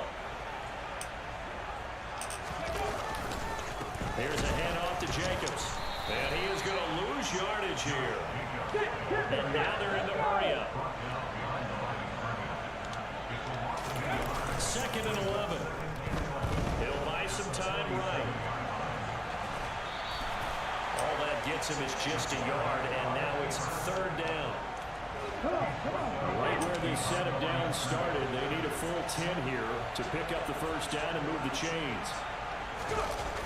On 3rd down, he'll drop to throw. Oh, shit. To force it in, and it's intercepted. Picked up by Patrick Queen. And the Ravens are going to take possession here at their own 37-yard line. All right, I held the ball from him very long. Like they showed quite a bit of pressure, but backed off and improved fruitful. They get the pick. He went through all of his rules about getting rid of the ball quickly because he read blitz. He saw all those people stacked at the line of scrimmage, and then they fooled him by dropping into coverage. Now he's ready to get rid of the ball fast, but guess what? Too many defenders out there. Exactly as you described, an interception. Damn it, I wanted to keep the ball away from him. They only need like 15 yards. He goes to the air, we're pulling everybody off. 1st and 10 on their side of midfield at the 47. Trying to shake off the interception. He'll look to throw. That's complete. It's Rashad Bateman. And he gets this inside the 35-yard line. First play of the drive, a success, 19 yards. Call something like these guys off just yet, not with a quarterback like that under center. You mean it actually call something like linebacker blitz, where he'll throw over top of it. Not a chance, not with him. We've seen it too many times. Overguard the run. Now Jackson on See? 1st down. They set up the screen for Dobbins. And he is going to lose yardage here. That one unable to develop, never got going. A loss of a couple, and it's 2nd down. Boy, how good has this defense been, seemingly all game long. I really think right from the first Kaiser White with the tackle. That's right, Kaiser. Passing game, it just can't get off the ground. And that play, it wound up losing yardage.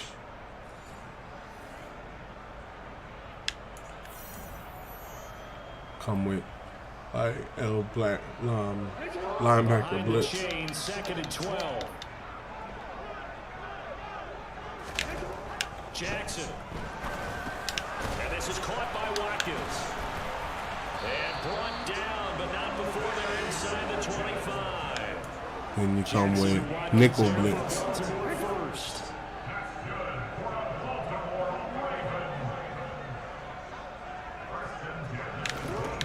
They'll look to throw again. And it's incomplete. Took a shot, couldn't connect. Then you come with Lead big, and a major part of that has been how they strong take safety, it to nickel a whole new blitz. level this 2nd half. No points allowed since the break, and you can add another incompletion to the total number that they forced in this runaway contest. And not even back to the line of scrimmage this time as they're on him quickly once more. 2 yards the loss, and now 3rd and 12. I think this offense, specifically this running game, they're going to have to find a way to turn the page because they haven't found a way to Linebacker run it blitz. effectively thus far, and it's cost them. The offense on 3rd down tonight, not quite 50%, 4 for 9. This is 3rd down and 12. Here's Jackson. A slant route caught by Bateman. And he will have a Ravens 1st down as they're able Nickel to get blitz. the 3rd down conversion. 2 minutes left to play in this football game here on EA Sports. So it's Raven football here as we welcome you back. They've got a 1st and 10 as they search for a late score. 1 second.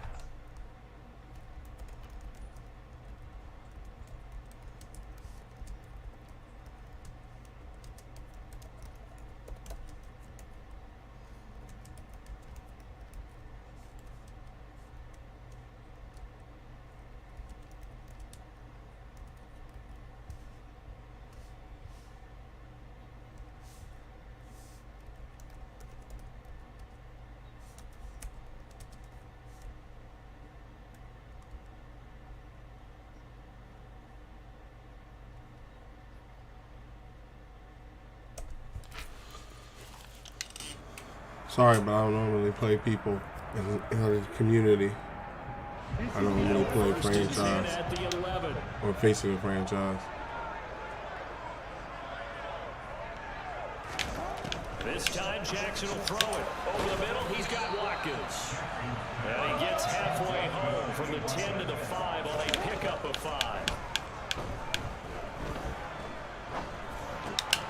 This will be caught at about the 5. Let him score. A minimal gain there on the 8th play of the drive. Now they got to get to the line quickly. Now Jackson. In a double coverage, and We'll take that.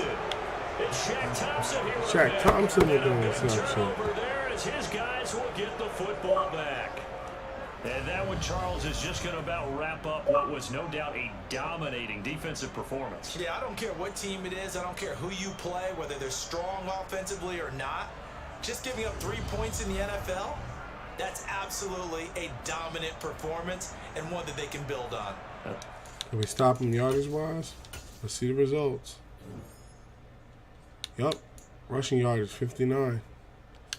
Just short of 75, so we just got to possess the ball. Set to go for their next drive. And Possess the ball for things off, and what a run they are on as they try to turn a 6-game win streak into a 7-game win streak. On the ground, it's Jacobs to start the drive. And he's brought down.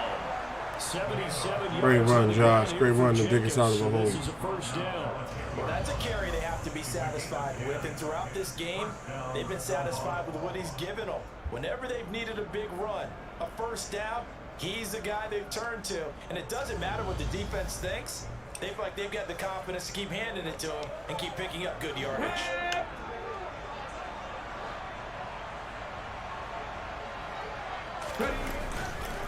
Once again, it's Jacobs. Officially, it's a 1-yard loss. That's going to bring up 2nd and 11. It always helps when you get great run support from your safeties, and when you get one who can actually read the play and get upfield and shut it down before it gets going, it's exactly what you're looking for. A second down pass play there, but it's incomplete. Well, you know me, whether you need it or not, I'm going to give a little unsolicited advice. Just throw it downfield out of the pocket only if you're absolutely sure. Otherwise, use your running ability and try and get those yards a safer way. Now the offense going to use the first of their timeouts. That'll leave them with 2 remaining. We'll be back after They want me to run. I don't want to run because I'll get the ball back.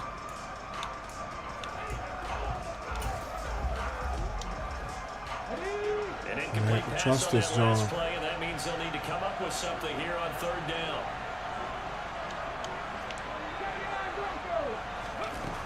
They're going to look to throw.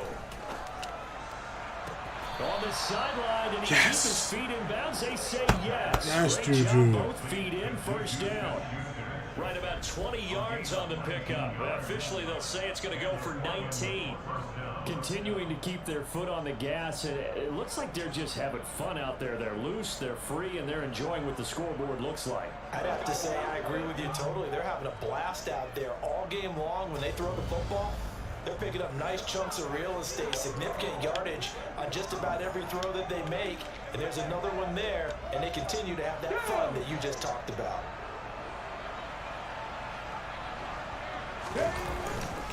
On the handoff, this is Jacobs. He'll be hit down at the 33, 5 yards on the play.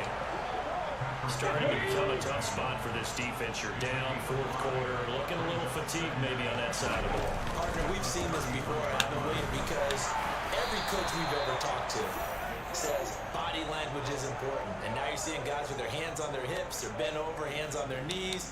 And the offensive guys, they're just saying, let's just keep running it out. So we got it. A defensive breakout. Will not go home happy. It's a victory for our visitors. And you know, it wasn't a shutout. They did give up the points in the 1st quarter, but 2nd, 3rd, and 4th quarter, they held them scoreless. Brandon, if you throw a shutout for quarters 2, 3, and 4, you can win a lot of games in this league. And this felt a lot like, almost like if you say baseball, and the pitcher goes through the lineup the first time, and the hitters get to see him, and then they come out after that, and the bats start blazing, right? I think they saw their best stuff in the 1st quarter and just shut everything down from that point on. What a great, convincing performance. So for our visitors, they moved to 7-1 on the year with the victory. And now they'll get the weekend off as they get a little extra time to prepare to face the Arizona Cardinals. Meanwhile, for Baltimore, they'll lose an important one here as that drops them to 5-4 on the season. And they'll get a chance to redeem themselves next week at home against Jacksonville.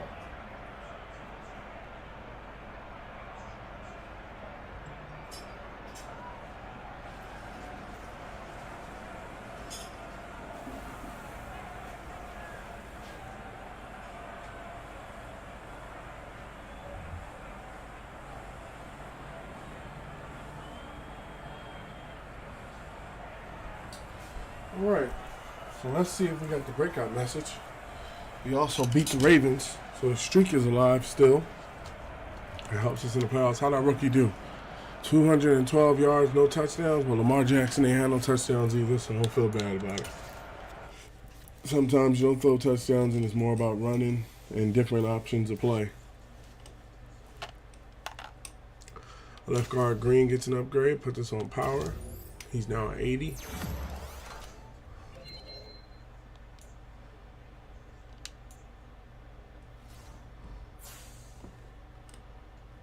Breakout message. I called it, didn't I? I saw Aries played a heck of a game this week, and I think he's a lot better than we initially thought. Came out as a superstar. Okay. Got the superstar dev trait.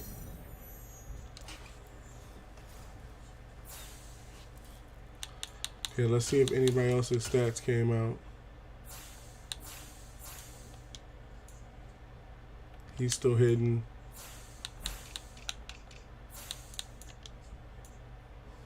He's still hidden.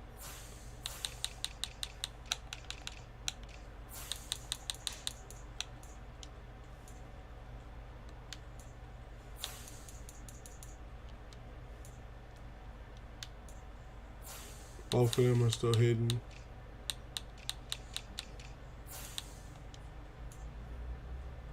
He's a star.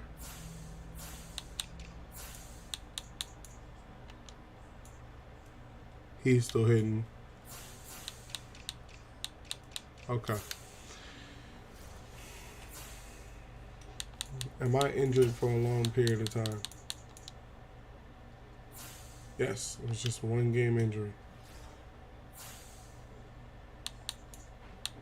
Okay. Manage staff points.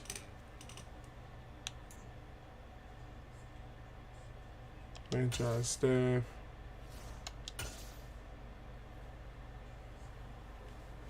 Let's see. Oh no, I wanted to get my offensive lineman upgrade. Boost the strength rating for the offensive line. Then on defense, hit power by defensive tackles.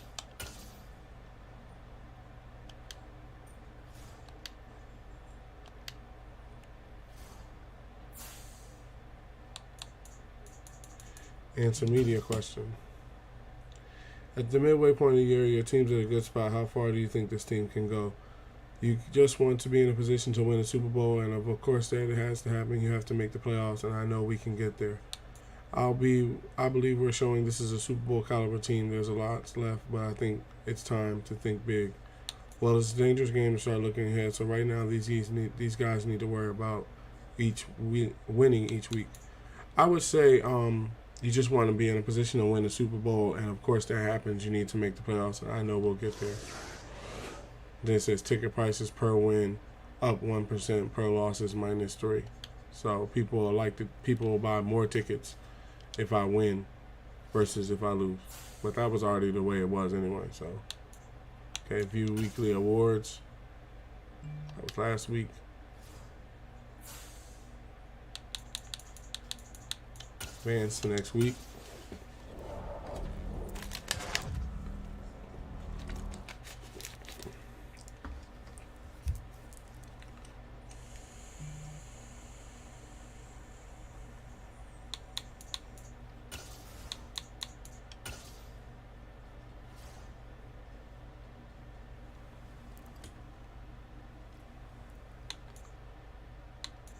Okay, they want to negotiate week 11 and 13.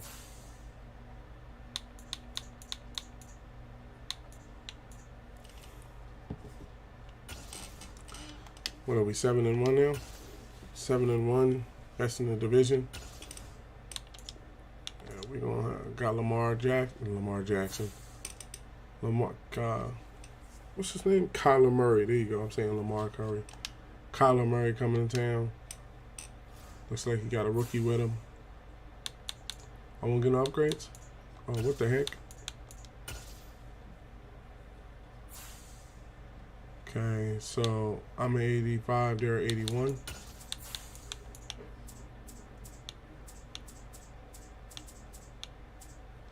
Oh. Gotta breeze through that lineup. Make sure that lineup straight.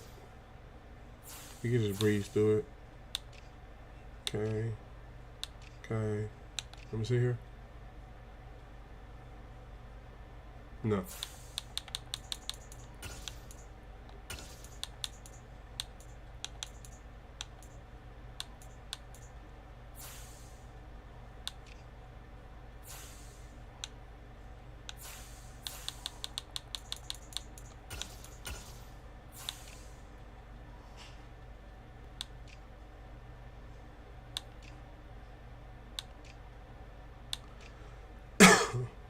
Excuse me.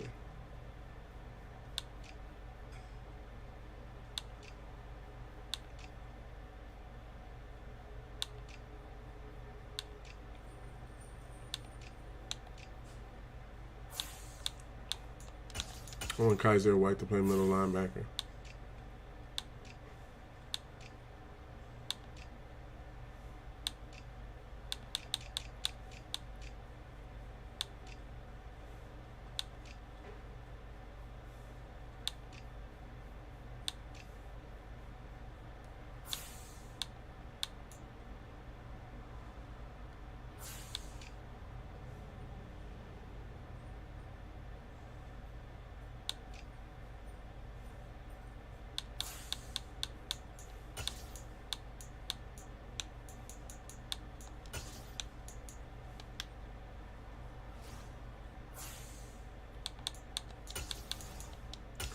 Is Jordan Hicks a star or is he normal? And also, how long has he been in the game? 8 years. Star. What's Matt Milano? Star, okay. Yeah, they can split the lineups.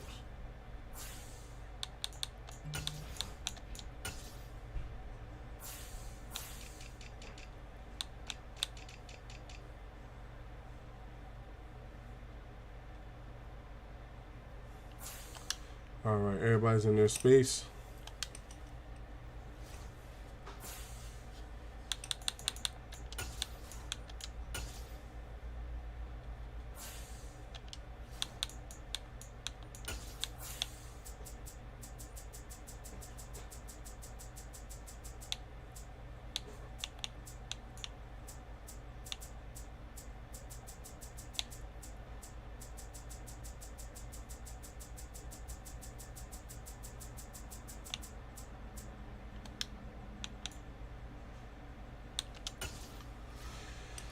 There's superstar. I have superstar X Factor Josh Jacobs, J.J. Watt, superstar X Factor left defensive end, Fletcher Cox, superstar X Factor defensive tackle, one of the best there is, possibly the best there is. James. They have James McCutcheon, superstar X Factor cornerback, Kyler Murray, superstar quarterback. I have Penei Sewell, superstar right tackle, Yannick, superstar right defensive end. They have Xavier Collins, superstar middle linebacker. I have myself, Solari, superstar defensive tackle. Decreased chance to be faked out by ball carriers' moves. And they have Matt Pryor, superstar punter. Excuse me, superstar kicker. So they have a shutdown superstar quarterback, huh?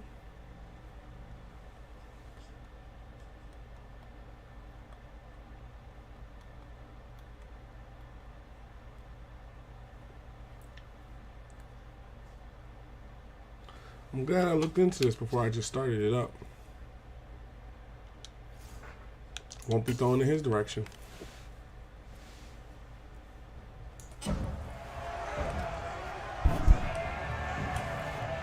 It's Madden NFL 23 on EA Sports.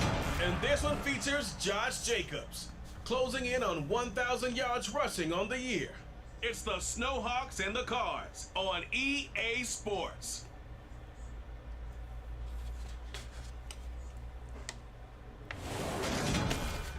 Some of those in the silver-haired community would say it's a great day for golf, and it is, don't get me wrong, but we say it's a great day for football, and the roof is wide open here in Glendale at State Farm Stadium.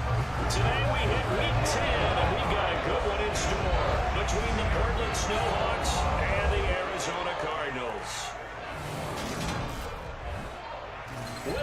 Charles Davis, I'm Brandon Gaudin. Charles, you look at this Cardinal team as they get ready here. They were winners last time out, so they'll be looking, Charles, to make it 2 in a row. And what I enjoyed when I watched their game tape and their victory last week is they put it together in every phase. Good offense, good defense, and some key plays on special teams. Let's see if they can get that second win in a row. Meanwhile, for this visiting Portland club, they come in off another victory a weekend ago. That ran their win streak up to 7 now. And I think that win last week established them as Super Bowl frontrunners. They're playing with confidence and swagger, and you need that to go a long way. Do this.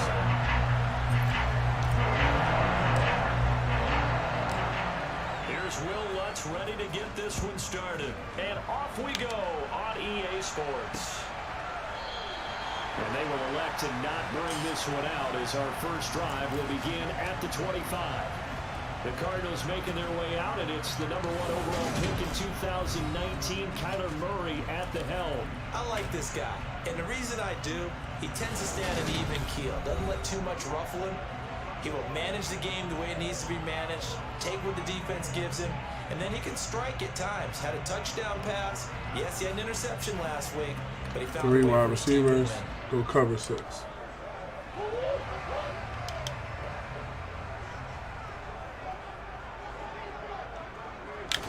First play and a first pass for Murray. He'll get this complete to Rondale Moore. And this will be a gain of 5 as he gets it to the 30. Cover This 1 Rob. defense very strong in that victory from a week ago. And the big difference in the ball game, their ability to force turnovers, 3 of them in fact. Being able to take the ball away, give it back to their offense, that's something that's emphasized each and every week, and they carried it out. Just not a whole lot of Cover 3 buzz right C. there on that carry. No, not at all. They did a really nice job staying in their proper places and not allowing any lanes to open up. They'll try and run for it with Connor. Ooh, with a juke. And they'll get it out just short Damn it. of the 35 at the 44. A Cardinal first down on a gain of 13. It was just 3rd down and short, but he bit off a little extra. Cover 3 senior. I would say way more than he could chew, but he chewed up all that yardage in a big way. And that, to me, that was a combination of offensive line, stacked defense, and they handled it. Okay, they got the leverage, they got the blocking angles, and opened up Cover a 3 nice space. Scott. And once you get past that first wave, there's room to roam. Yeah, that's just the 3rd play from scrimmage. They wanted to avoid that 3 and out. They did.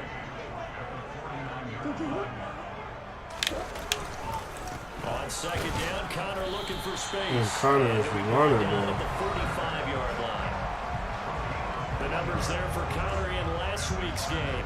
North of 100 yards, the 2 scores, and you know you got to give a lot of credit to the Go big O-line. We buzz, talked a too. lot about him, but offensive line was good too. They're obviously in sync with each other, whether it's zone blocking, power running game, no matter what. He understands how to read them and find the creases that they provide. And complete to Zach Ertz. And the tackle going to be made Cover at 3 the senior. 38.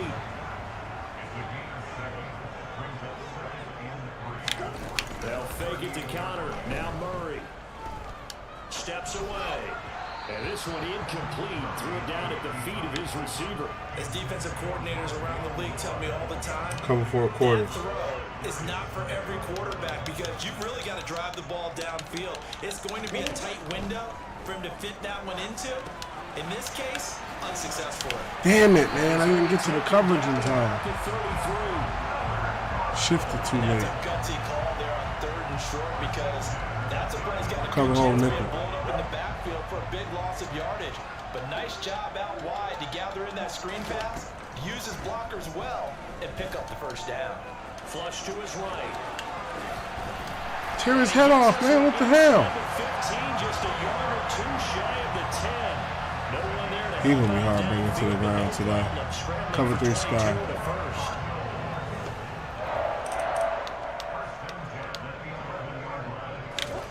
From the gun, Murray. It's complete to Brown, right side. And he takes this down to about the 2 Pinch. before going out of bounds. 2nd and 1 from the 2.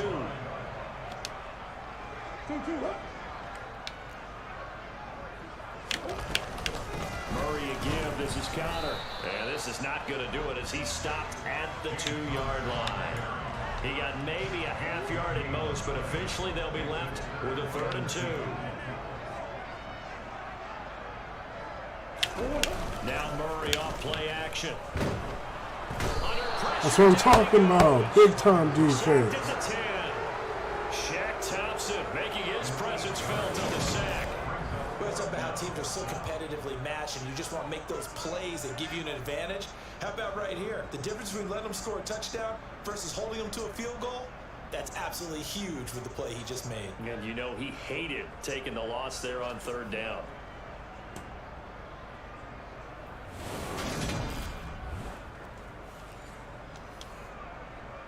Fourth down, Murray off, and the Cards field goal unit and Matt Prater out there now. From the right hash here, should be an easy one. Prater's kick is good, and the Cardinals have the first points. It's 3-0. Well, they moved the ball well there on the opening series. Running game was in sync. They were knocking on the doorstep, but ultimately Charles will have to settle for the field goal. Well, they certainly were moving it well and give this defense a ton of credit. Finally dug their heels in and forced the field goal. That's what we did as game partner. Will this offense look back at this drive and think to themselves, if we'd gotten 6, we'd be in a better spot. And he'll get to the 30-yard line before going out of bounds. So now we'll get a look at the other offensive unit as they come out for their first possession. And they will be led out by a guy certainly still trying to prove himself here in the league, the young rookie quarterback. It's a pretty bland game he had last time out. Ended up throwing 1 interception, didn't have a touchdown to offset it. But the team found a way to win. He found a way to lean on other parts of the offense that carried them through. So 1st and 10 now from the 30.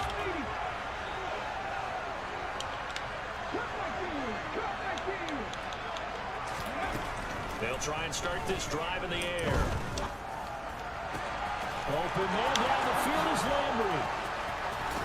And he's going to step out of bounds all the way down at the 30-yard line. A big change in field position there. That's 40 yards on the catch and run. That was awfully nice. Hit him in stride, and off he went. It was almost like the ball hitting him was like him receiving a baton, and he was running the anchor leg in a relay race.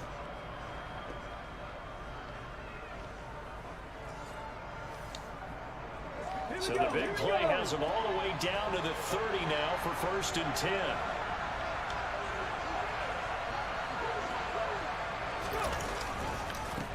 First carry for Josh Jacobs. And he is met in his tracks behind the line of scrimmage. On play action, they'll throw. Crossing route complete. Catch made by Cooks. And they're going to have another first down as the tackle's made here at the Cardinals 16. Check the battery on the tablet. 15 yards on the play, first down.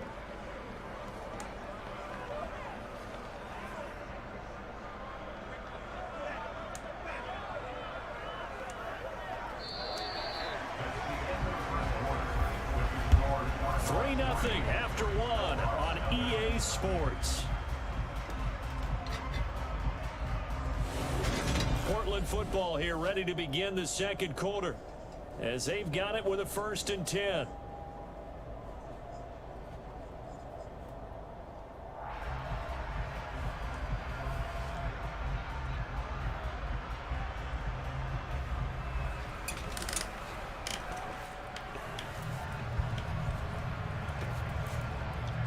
All right, let's go.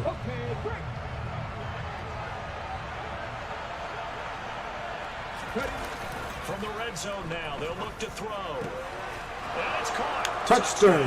That's right, Franks. A great play there. His 5th touchdown now on the year. And the Snowhawks have taken the lead. Charles, every time that he makes one of these plays, I think the front office, they get a bigger and bigger collective smile because they feel more confident that they have found their guy, their future at quarterback. And they should feel that way. It's obvious he's a big part of why they have such a good record this season.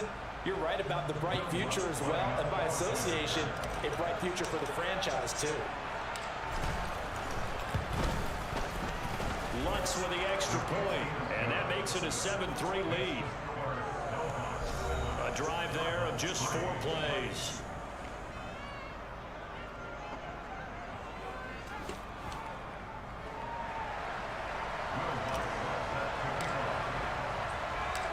After the touchdown, Lutz to kick it off.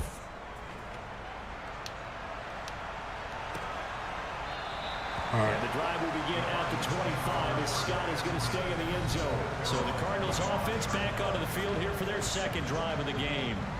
Their drive last time, it stalled out. They were forced to take the short field goal. And the key phrase, inside blitz. Forced to, because you know coaches look at these short field goals as a last resort, right? To them, that's not how drives are supposed to end. You're supposed to put 6 on the board. That's a consolation prize. I go to the county fair. You don't get the big stuffed animal on that one, do you? No, you don't go top shelf, dude. That's bottom shelf material. A good gain on first. Has him set up with second and just a couple of inches now from the 29. Here's the option going right. And he is going to lose yardage here. Chalk that up as a 4-yard loss. Sack the tackle. Well, that play never really got off the launching pad. He had a linebacker in his face before he had a chance to do much of anything. Yeah, I think it's big boys up front, that offensive line. They've got to do a little bit better job of protecting him if they're going to continue to run the option like this. Cover 3 seam. The offense on third down, they've been okay. 2 for 3 thus far. This is 3rd and 4. Murray going to throw. Screen pass to Connor.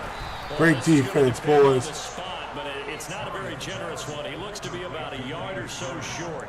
Great defense. Only good for 3 that time, and it'll bring up a 4th down. Good reactions there defensively. That screen was a little slow in developing, and they shut that one down with little gain. Great defense, Peter. Great defense. That's what I'm talking about. All right, we're getting it back.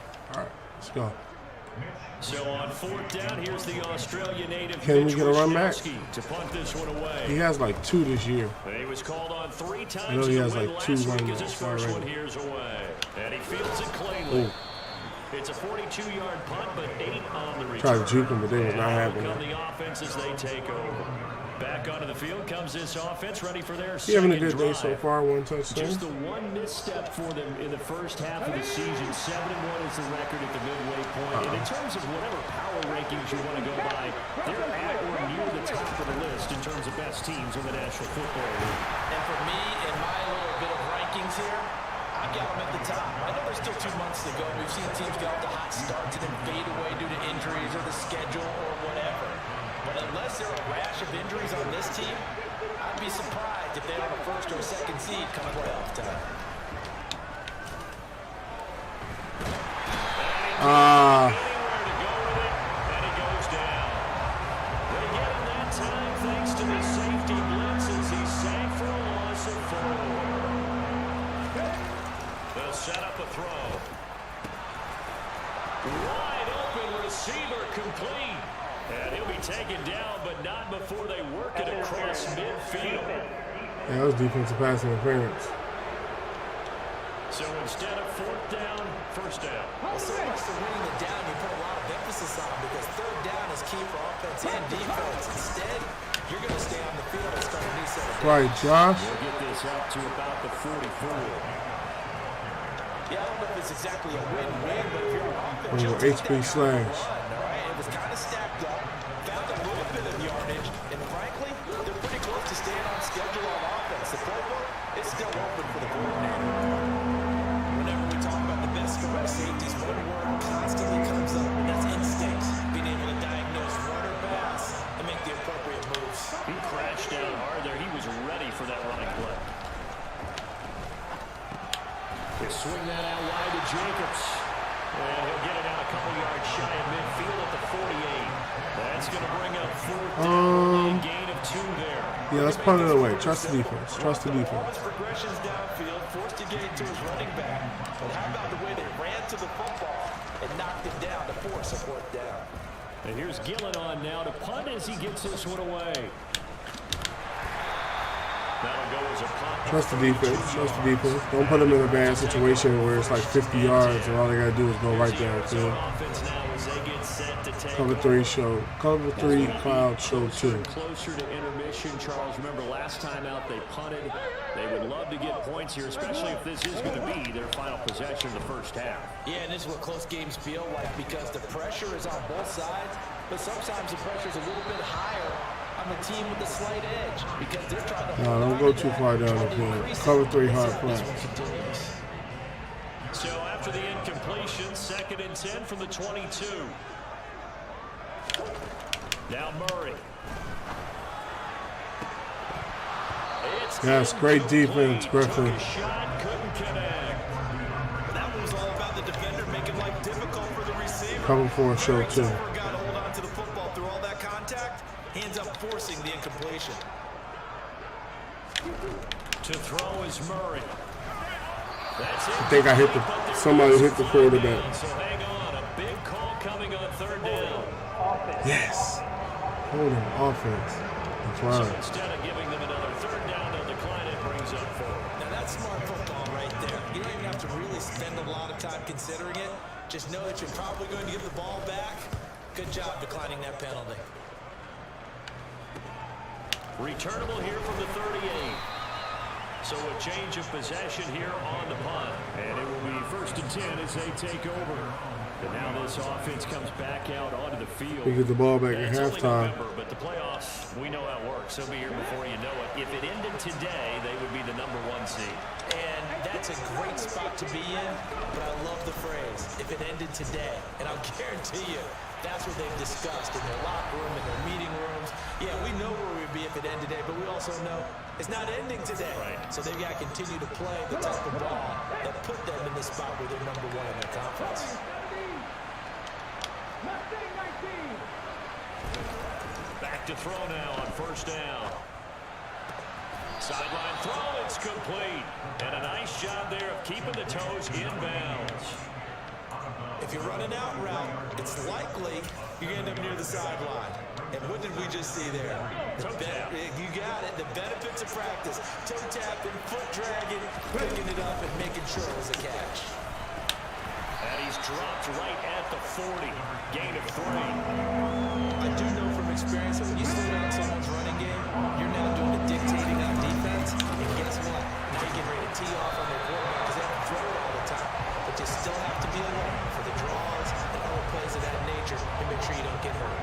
It's a loss of a full 3 yards, and it brings up 4th down.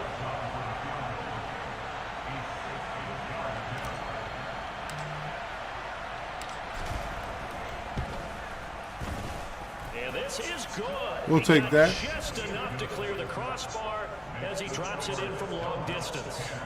Charles, even as long field goals become more and more common, this is still very rarefied air. Only just over 20 field goals have been kicked from 60 yards or further, and you can add his name to the list now. And as calm as he tried to present himself, there's no doubt there were some nerves as he lined up to attempt that kick. But once the ball was snapped, he just swept away and boom, over the crossbar. And the drive will begin at the 25 as Scott is going to stay in the end zone. Well, the Cardinal offense is going to take over late in this first half.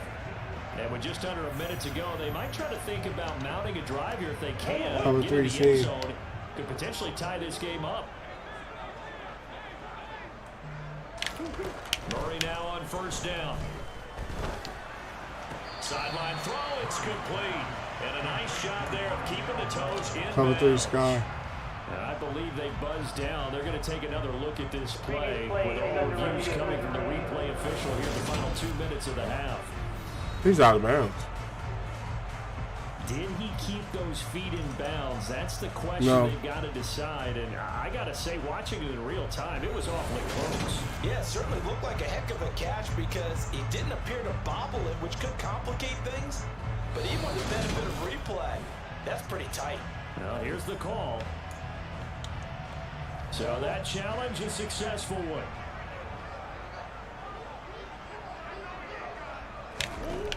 Throwing again on 2nd down. Murray. Over there. Now Brown. Oh, he lost the football. We'll take that. The other way. And his guys are going to take over at the 31-yard line. We have seen this before, and we know coaches preach about this and work on it all the time. Catch the ball. You know there's going to be some traffic somewhere. They've got to put it away and secure it as they try and get downfield. Back out comes this offense now late in this first half. And now following that turnover, they've got an opportunity here to try to cash in with good field position before intermission.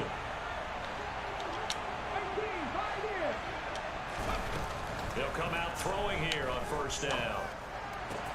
Quick slant, that's caught by the 5'11 Landry. And inside the 20 before he's brought down. Now the offense going to use the first of their timeouts as they stop it here with just under 40 ticks to go in this first half. So from the 17 now, here's a 1st and 10.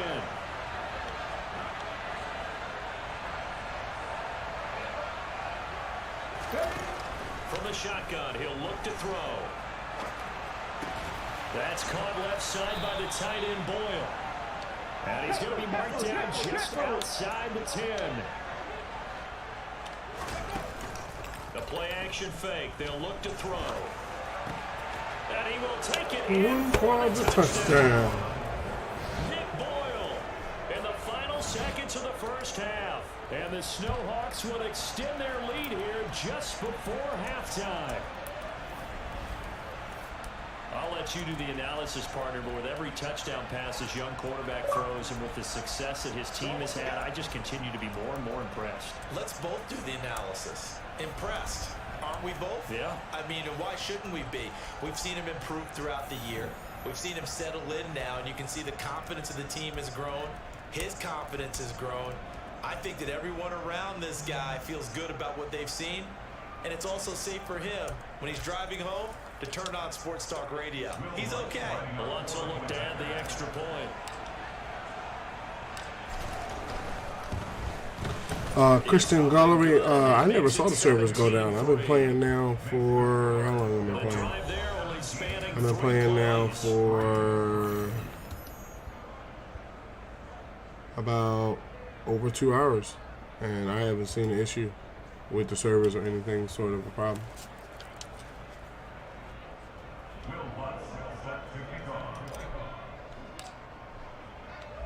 So not much time to speak of remaining in this first half as the kick's away. And not wanting to risk anything here late in the half, will just take a knee and they'll bring the football out to the 25. Ready to go with their next drive, and at the line, the Cardinal offense. They'll indeed start on the ground to run that clock. And he'll just push his way forward for a few as the clock will run. So we have come to halftime in what's already a 2-touchdown game. As we send you on out to our studios in Orlando, here's Jonathan Coachman at REA Sports Halftime Report. All right, Brandon, thank you very much. More from you two in a minute, but first, let's take a spin around the NFL and see what's going on here in week number 10. We'll begin up at M&T Bank Stadium in Baltimore, and it's the Ravens who have the lead in that one. Lamar Jackson has a touchdown pass. From there, we head over to the West Coast. Check out the Niners at home at Levi Stadium. And they trail that one over the visiting Green Bay Packers. Aaron Rodgers carving them up with 3 touchdown passes. Lastly, we're off to the Rocky Mountains, Denver, Colorado. See what's happening with the Broncos. And it's the visiting LA Chargers who are out in front. The Chargers trying to gut this one out, as it would be a good victory for them if they could get it. We'll continue on and take a look at the next-gen stats from the first half. And there were a few factors as to why they built this good size advantage, but the rushing numbers were not all that amazing. We'll see if they can pick it up in the second half. Meanwhile, for the Cardinals, there's a look at what they were able to do throwing the football. And they'll need to get things in gear as they trail here at the break. Both teams finishing up their halftime adjustments. We're about ready to get back to football at State Farm Stadium. And for the call, let's head back out to Glendale and hand it over to Brandon Gott. All right, Coach, thanks very much. Fine work as always as we welcome you back for quarter number 3.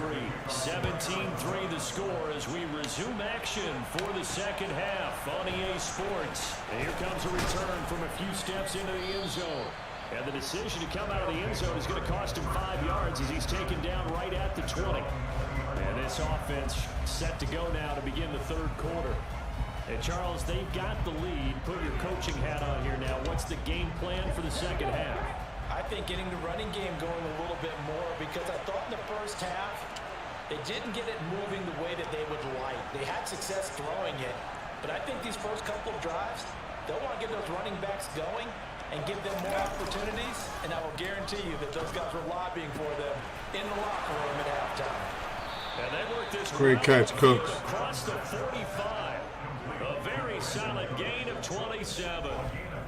And now we get into the psychology of the whole thing, because a lot of teams with a 2-score lead in the third quarter, they almost become defensive with their offense, just playing not to lose. I think with this team, you got to figure at this point, this is a great spot for them to go into attack mode, really try to put the hammer down and finish this one off. So one play, and they're already just shy of midfield. They will run out of the gun with Jacobs. And this has been a familiar sight all afternoon as they stop him behind the line. Here we go on 2nd and 12.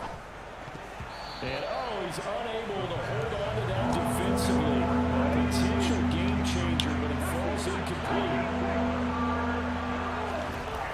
On 3rd down, he'll drop to throw. And that's complete to Cooks. And they're going to have another 1st down as a tackle is made here at the Cardinals' 42. That one goes for 13 yards, and it moves the sticks. But we're used to seeing the guy that you consider the #1 receiver double covered. But how about this guy? He's double covered and finds a way to make the play for a 1st down. That's how you increase your Madden rating, right? No doubt about that at all. And you know something? I think we'll hear about that from him soon. Here's Jacobs on 1st and 10. And he gets it inside the 35 and just shy of the 30. 11 more yards that go around, a 1st down as well. And they struggled to get him rolling on the ground. Offensive lineman rating, look at that, clearing the hole. The 3rd quarter. Yeah, but I don't think it's time to abandon the running game. I would say keep feeding the horse, and I believe he'll eventually reward them, especially as we get deeper in the game.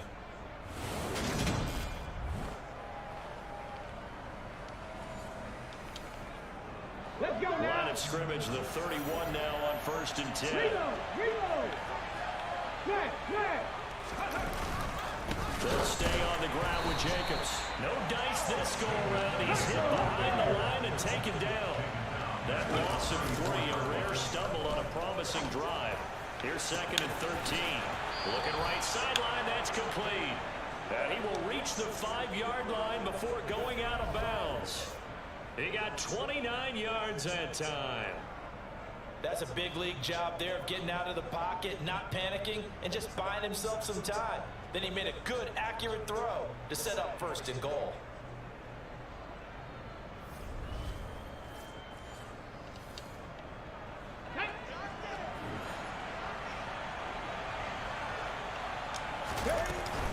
Here's Jacobs. And he is into the end zone for Touchdown.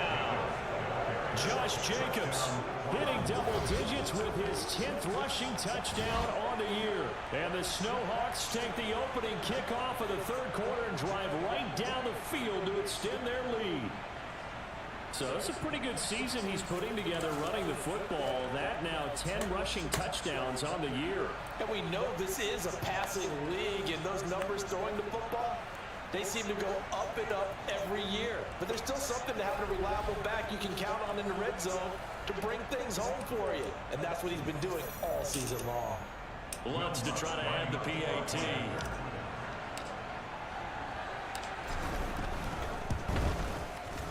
And the lead now to 3 touchdowns and 21 points.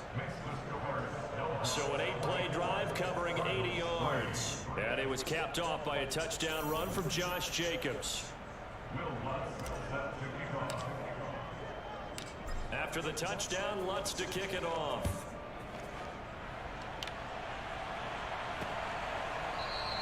And the drive will begin at the 25 as Scott is going to stay in the end zone. The Cardinals offense now ready to get their first opportunity here in the 2nd half. And their halftime hole now even deeper, and they need a big drive here just to answer the first touchdown of the 2nd half scored against them. They were down at the half. Now, as you mentioned, they're down a little bit bigger, but no time for discouragement. Just got to get back to it, right? Put your shoulder against the boulder and start pushing and try and get back to where you were to start the half. Roughing the passer, defense. Oh, come on, Big Cat. Well, Charles, sometimes we talk about the lengths officials sometimes go to protect star quarterbacks, but that was tough to argue against. Yeah, and I'm sure that everyone's going to say, hey, we're going to administer the penalty the same way for all quarterbacks. But when it's a star back there, even more so are they going to be diligent about throwing the flag. And he is going to lose yardage here. That one unable to develop, never got going. A loss of a couple, and it's second down. We'll put that one in the win column for the defense. Trying to contain tight ends in the passing game is so difficult nowadays, but they did in a big way there. Cover 4 quarters. Inside 4 minutes to go, third quarter. Excuse me. Looking to throw again on second down. Murray. And he drops it. Great defense, boys. And their struggles continue here. Well, partner, they've certainly played up to their top 10 defensive ranking this week. Cover 3 sky. This opposing offense throughout this game.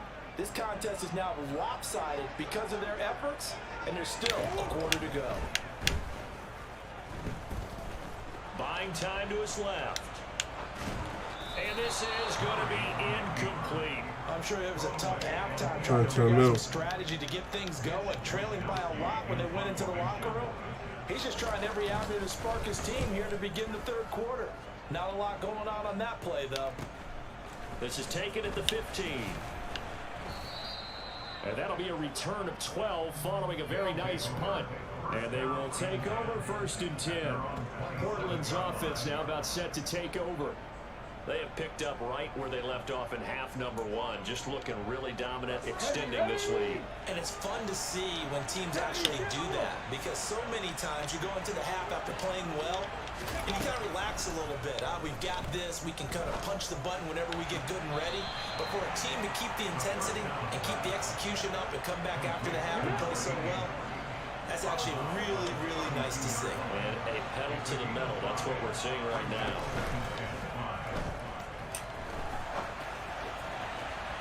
Throwing again on second down, but this time it's incomplete. To give you an idea of how accurate he's been throwing the football, we're in the second half. That's just his second incompletion.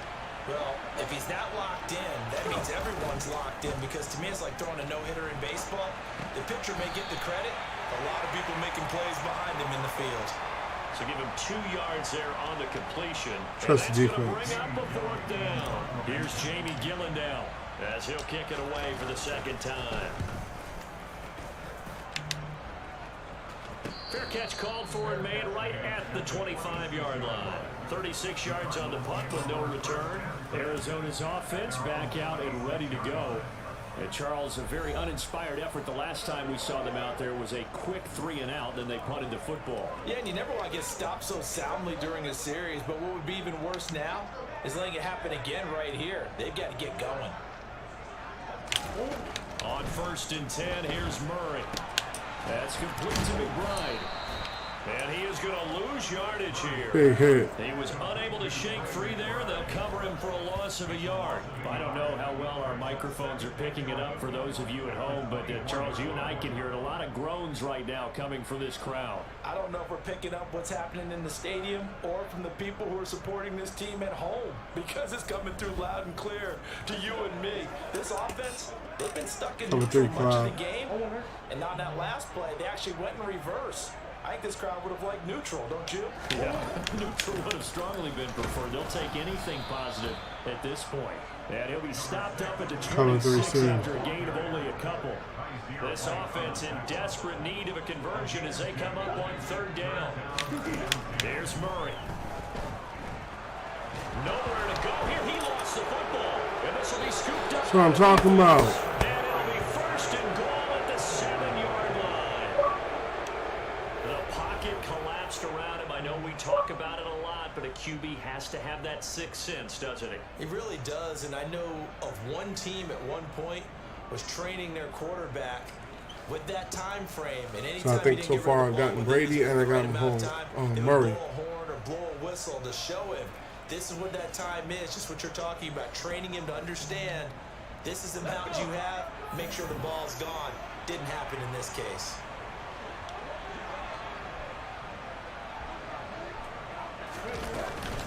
Here's Jacobs from the gun, and he will take this one in for a touchdown. Josh Jacobs, his second touchdown of the afternoon. And the Snowhawks are able to strike quickly to add on to their lead. So they're able to capitalize there on the short field, and that might prove to be the score that turns out the lights. The party's over. Oh, sorry about that. That's an old reference there, folks. But, yeah, they've been the better of the two teams by far, and that's great complimentary football right there. Defense gets the turnover, sets up the short field, and the offense goes right out and scores to open up a pretty sizable lead. Lutz good on the extra point, and that'll increase their lead to 28.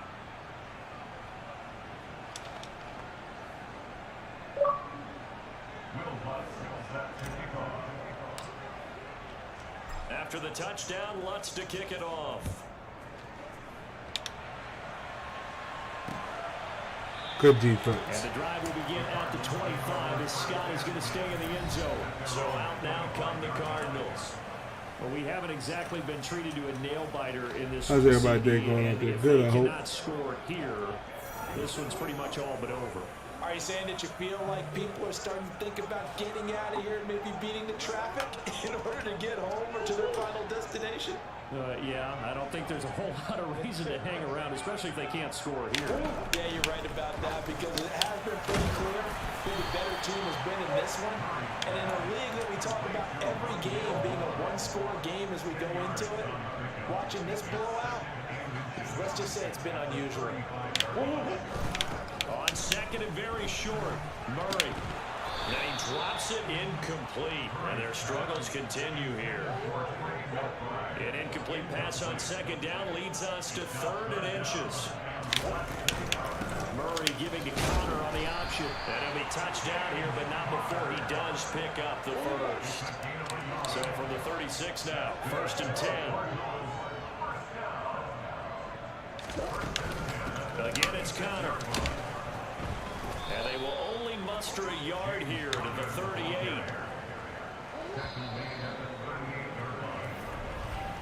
And they're not going to get to the line to run another play. What did they call? Switch ends as the 3rd quarter has come to a close. This is the National Football League on EA Sports. Welcome back to the desert. We're in Glendale. 38-yard line, 2nd and 9. A lot of folks starting to make their way to the parking lot. Their guys trail big here to begin quarter number 4. A 2nd down pass play there, but it's incomplete.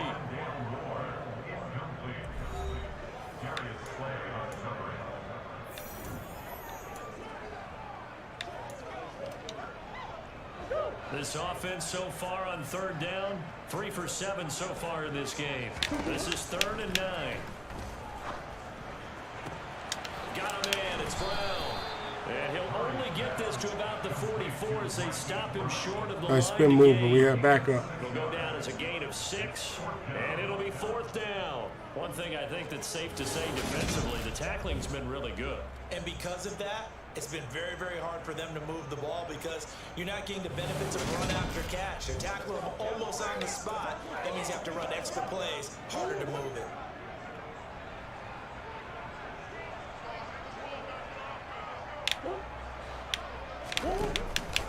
They're going to run. Here's Connor. Stood him up. He got there. He did not. They stopped him a yard shy. He needed 2. He only got 1. And the ball will go over on downs on the short side of the field. Great defense, boys.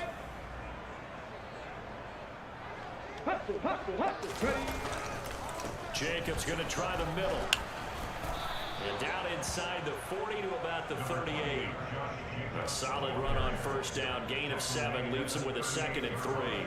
And I think we can get used to seeing more of that in this 4th quarter, especially if they're having success on the ground like they did there. Yeah, I think back when we met with the head coach in preseason, and all he talked about was building a bully. And I think it was this situation he was envisioning. Trying to ice the game, plenty of time left, but being able to give the ball to his big runner and pound away and try and finish off a game. He's going to find his tight end Boyle. And they're going to be set up down around the 15-yard line. And the offense moving quickly to the line. On 1st down, he'll drop to throw. And it's caught. Touchdown. Calvin Ridley, his first touchdown on the year. And the Snowhawks add on to their lead, and it's looking like that win streak is going to extend another week. Another touchdown through the air for them, and for this rookie quarterback at the helm, he has put them in a great position, Charles, to get the victory in this one. He's absolutely taken charge. Every touchdown for them has come via his arm. 0 rushing touchdowns, no special teams, no defensive scores. All him throwing the football.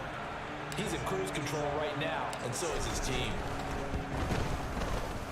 Lutz with the extra point. And this one was over a while ago as they just add on to that big lead.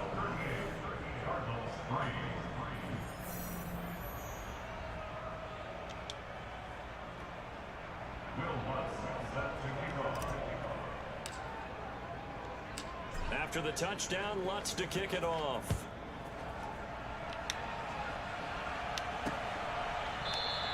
And the drive will begin at the 25 as Scott is going to stay in the end zone. Arizona getting ready to go as they take the field. Facing a big fourth quarter deficit here, things not looking good. You know, this offense, though, they've been in the top half of the NFL so far this season, but in this one, well, their defense has really struggled. Murray and the Cardinals with a 1st and 10 at their own 25-yard line. They'll come out throwing here to start the drive. Over the middle and into the hands of receiver Moore. And this will be a gain of 5 as he gets it to the 30. Ball on the 30. They'll come up with a 2nd and 5. Murray now. The catch made by DeAndre Hopkins. And they get him down, but not before he takes it across the 40-yard line.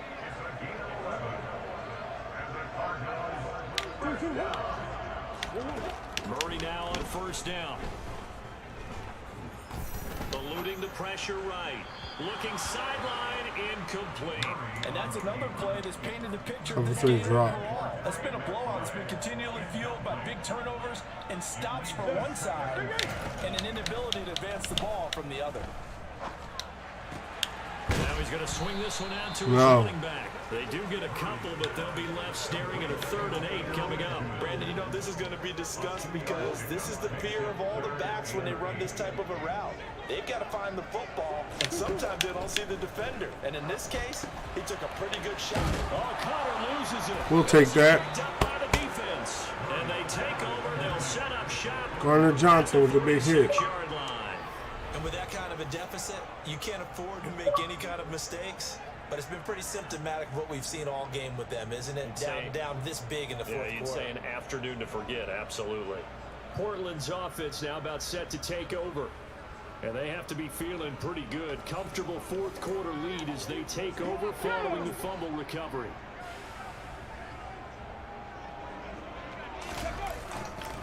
Running straight ahead is Jacobs. And he'll manage to pick up about 4 at 2nd down. Brandon, I've got to think this offensive line has got some smiles on its faces. And I know it sounds crazy, but they practiced for this back in training camp. They knew they'd be in situations where there'd be extra defenders in the box coming after them, trying to keep them from locking down a game. Right now, they want to show the world they're up to the challenge. Trying to run forward with Jacobs. And he gets it to the 32. Good enough for a 1st down. And now before this 1st down play, we're going to get a timeout here. It's just their first. They'll be down to 2 remaining as we step aside here in the fourth quarter. Here we go. Here we go.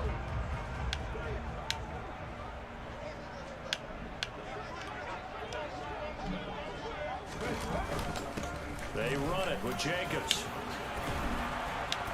And taking it to the 15-yard line before he's brought down. 61 yards rushing for him now on 17 carries. Pitch reset. And they have just about put this one on ice as they've got it here. 1st and 10. And able to get him down, but he does reach the 5. And they're going to hurry back to the line now. Here's a handoff to Jacobs. And he's going to press this one forward as they stop him right around the 1. They'll run it with Jacobs. And he will get into the end zone. It's another score. Touchdown. This thing is ugly. CD, it'll go into the books as just one win, but this is a really impressive win. They've done it on defense, and here they continue to do it on offense. Another score in the fourth quarter to widen that advantage. I like where you were going with that one. Would you say, partner, it was really 3 victories today? Landslide on the scoreboard,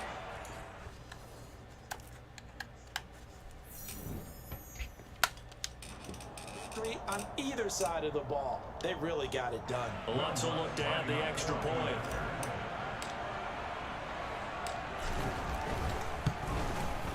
Now this one was over a while ago as they just add on to their big lead. So that drives 7 plays in length. And it was capped off by a touchdown run from Josh Jacobs.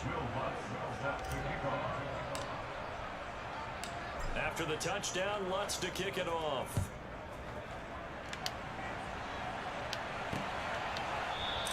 And the drive will begin at the 25 as Scott is going to stay in the end zone. The Cardinal offense here ready to take over. Well, I think that the folks here had hoped that maybe this home atmosphere would carry their guys to a surprise victory, but it does not appear that that's going to be the case. There's too much to handle on the other side in this one. Looking right side. Good defense, boys. Good defense. At this point in the game, they've got to continue to try anything they can. They're still working at it, even though this one feels like a lost cause. Throwing again on 2nd and 10. Murray in trouble, and he's taken down. It'll go as a loss of about 6, and now it brings up 3rd. And the number one mission of any offensive line, you got to protect that quarterback, keep him safe back there. This time, the rush got to him in a hurry. Yeah, that's one where you turn to your lineman and say, guys, can I get a little help here? And you have to ask politely because, remember, they're blocking for you the entire game. But as a quarterback, you've also got to have the clock running in your head when you need to get rid of the football. But this time, he had no chance. They were on him instantly. Now on 3rd and long, they'll look to throw. Caught on the left side by Benjamin. He did his best to just get 4 out of that, but not enough. And now 4th down. How about that strategy there, Brandon? 3rd down. They just said, we've got faith in our tacklers. We'll give you the short stuff, and just decided to protect the sticks. So every time I hear fans telling me tackling's not a part of the game anymore, plays like that, I can clip and save and show them you have to tackle well if you want to be a good defense. Now Murray's got to have this one. He's going to let it fly. And it's incomplete. They cannot convert, and they turn it over. They had to go for it with such little time remaining, and that will force a turnover on downs. This offense back out and set to go for their next drive. They've got to be feeling very comfortable and confident here with this lead in the football here in the 4th quarter, Charles. And I don't think that they need to score again, but it seems like this offense is just getting better as the game goes on. They've scored on their last 2 drives. It certainly feels like a chance for them to continue to have some fun out there, doesn't it? Game's already decided, as you noted, so they can continue to play loose, break out some other concepts, maybe run a few trick plays, get other people involved. Heck, even go deep on one of these first snaps just because they can.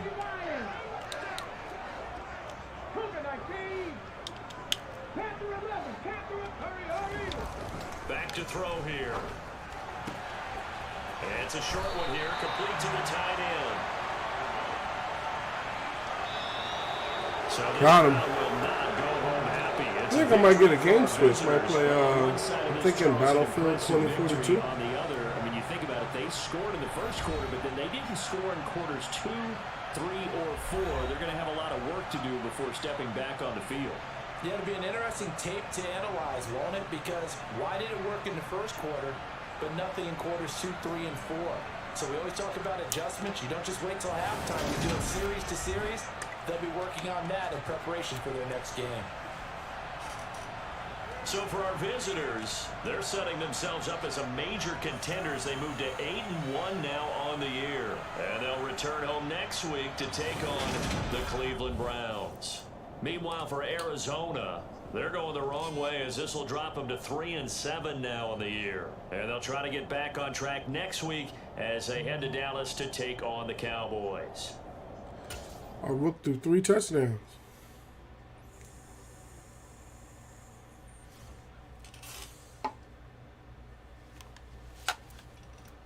Let's move forward a week to the Browns game.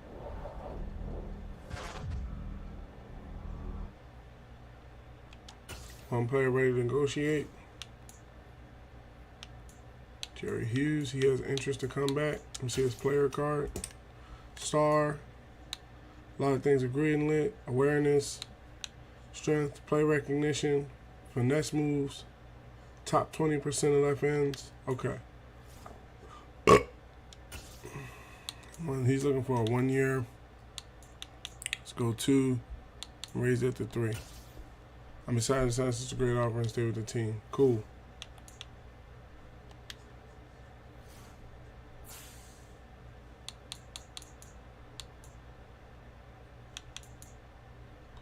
All right, so let's get a game change in here.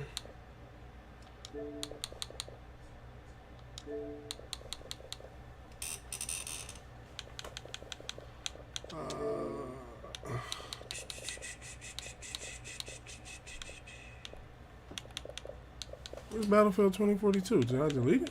Oh, don't tell me I deleted it. Oh, here it is. Yeah, get a game change in. I'm playing for a little bit longer. I don't want to run the Madden down where like you just pressing every game and stuff. I like kind of playing it in chunks.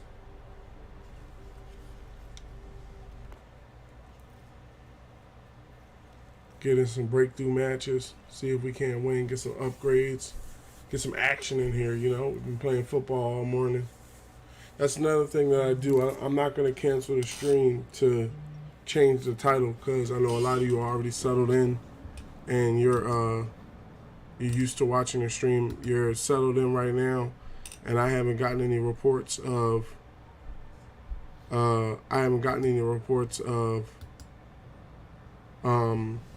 skip frames or drop frames or anything like that. So we're good with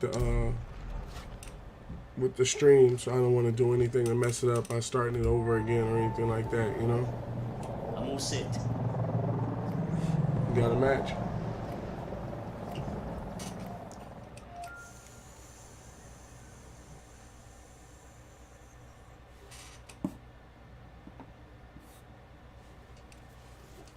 Oh, why is this light on? Just realized that.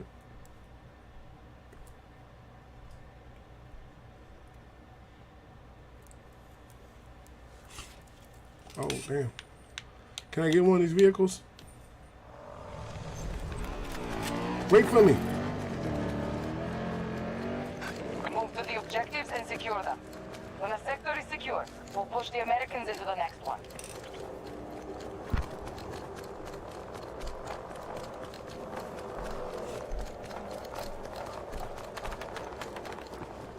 Our forces are assaulting Alpha 1.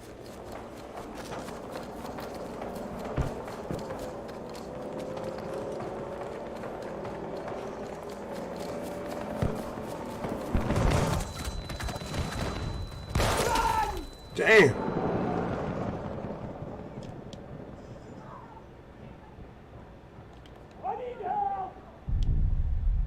I'm out in the middle of the field. Ain't nobody coming to get me.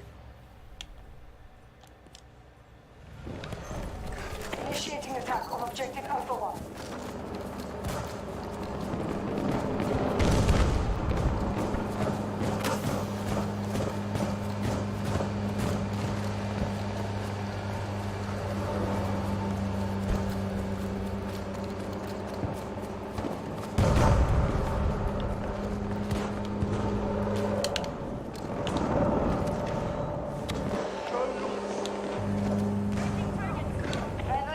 Targeting Alpha 1.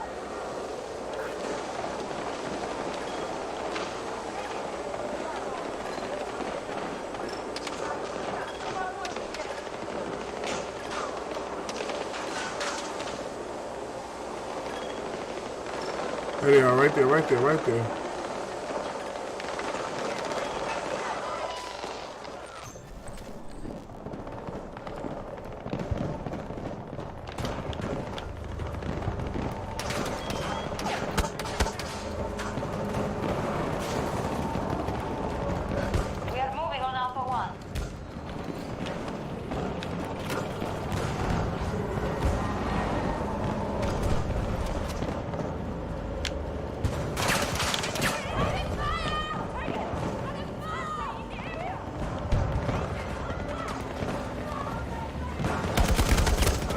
Damn it, wrong gun. Ammo.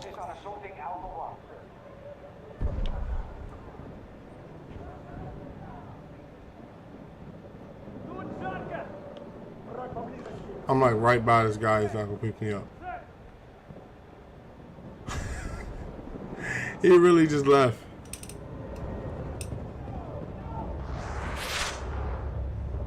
Get me up from here!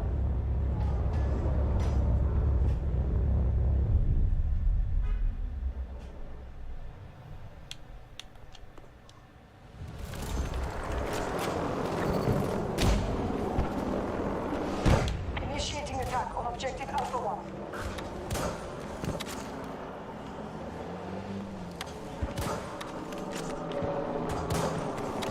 Let's check out the run.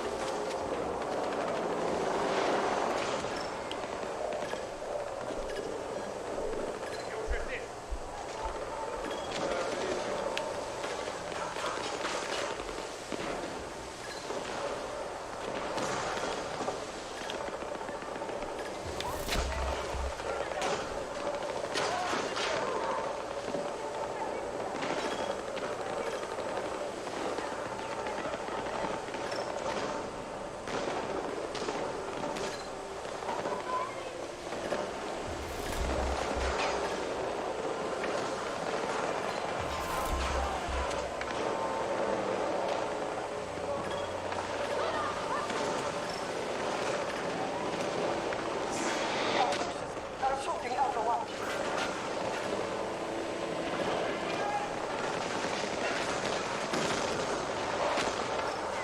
Get to that position. We've got ammo.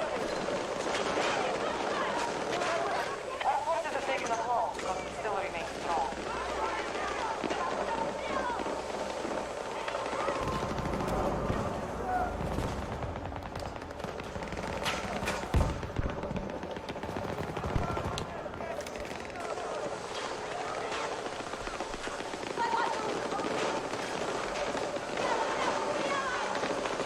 Our forces are assaulting Alpha 2.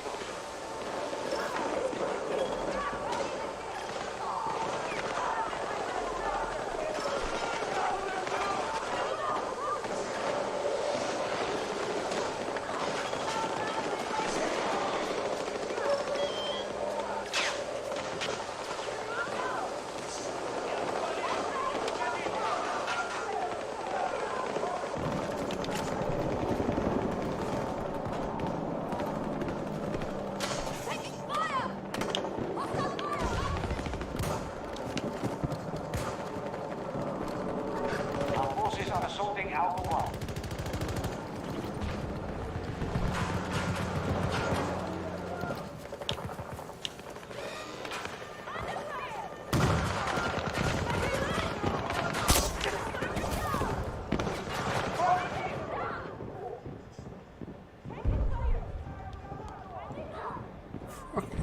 Sniper.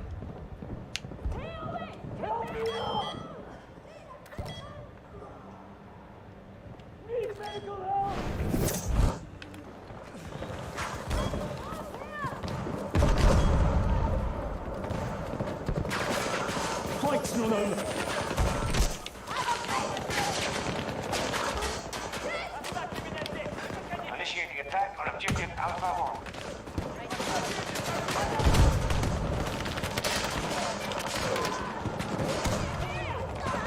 Brittany is hit!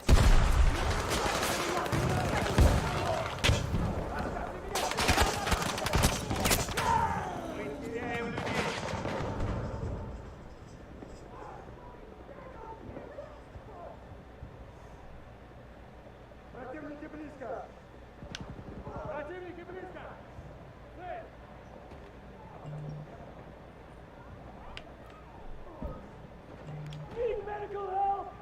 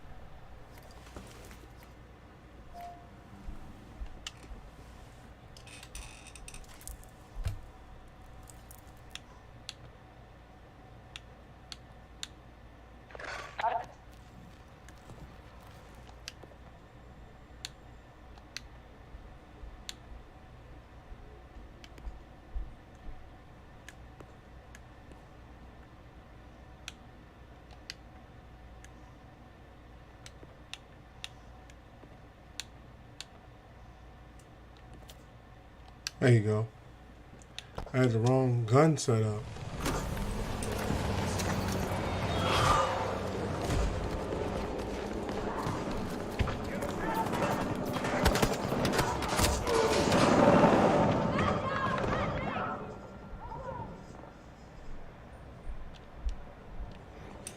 He got me regardless, but the gun was set up wrong in the beginning.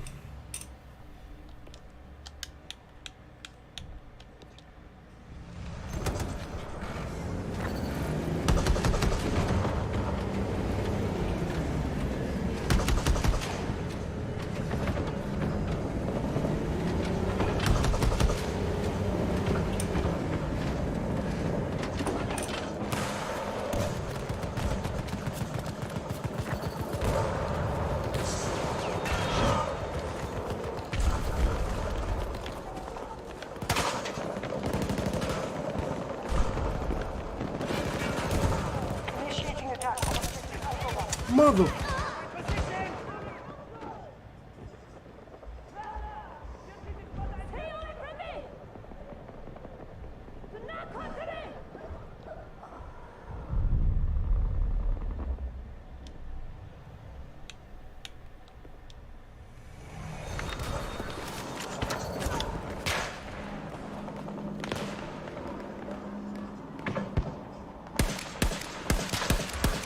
Squad mate wounded. Got that bitch.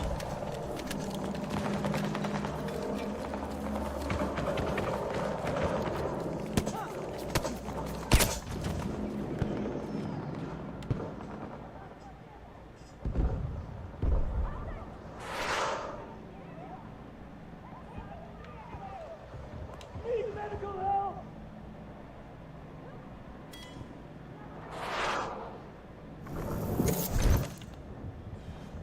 Ни за что.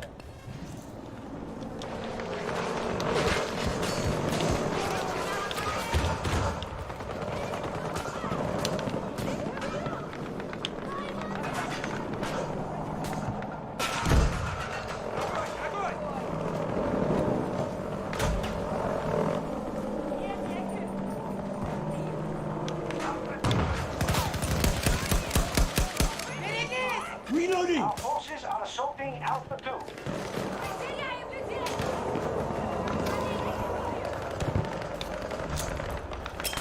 Throwing grenades!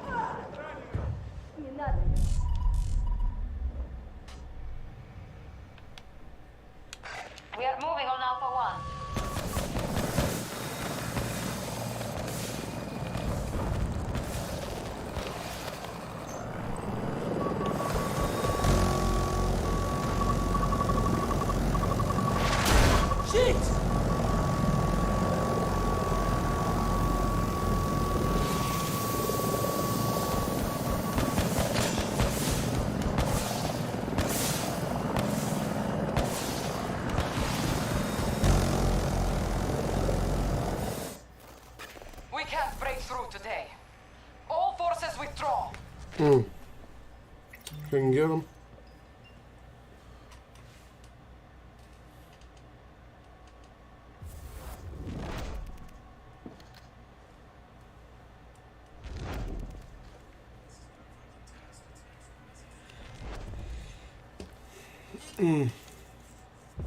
Fun match all the same.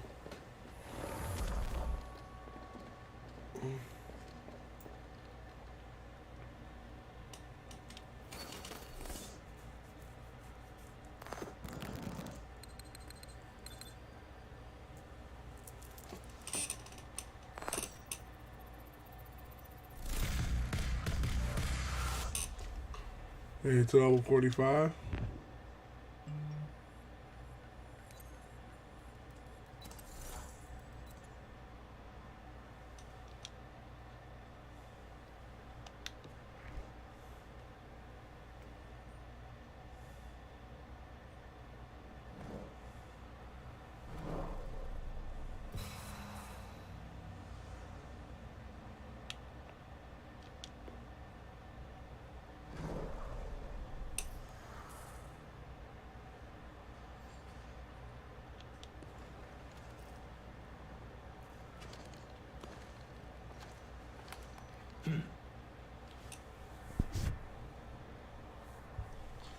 Okay, let me put it in the chat. This is where I'm going to be stopping things.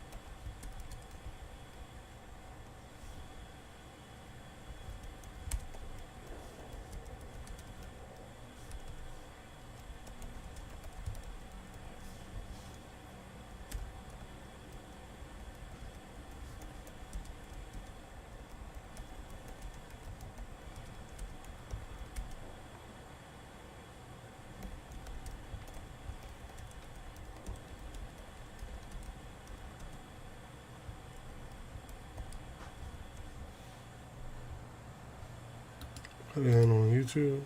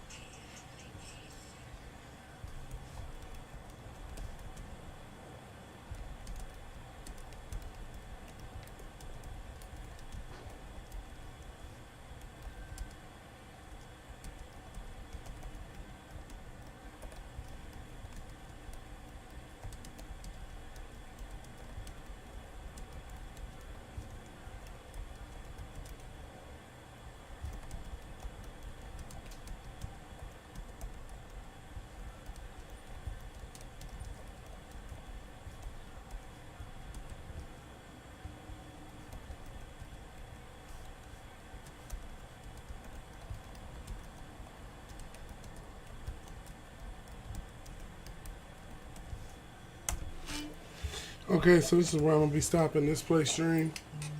As it stands right now, I can't guarantee that there won't be another one today. If there's another PlayStream today, it'll be sometime later, like closer late at night. But I think I'm probably just going to wait, and that way I can rest up and be ready to go again tomorrow morning. So if there isn't another stream that you see go live today, then there will be another stream tomorrow morning. Please come back often. If you haven't already, for everybody on TikTok, thank you for watching the stream today. Thank you for your comments. Thank you for coming in and watching. Thank you for being a new member if you join the community. If you have not already, be sure to join the 51 Dynasties community. The 51 Dynasties is the name that I have come up with for our online community. It has been around for years now, just as long as SR51 Media and Salt Areas myself.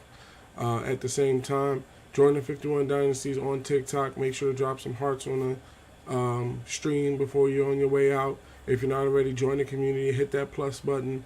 Join part of the community. And also set alerts so you get notified when I drop new videos and when I also go live.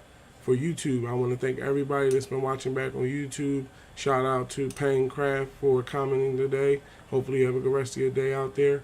I want to thank everybody else for just watching back on playback.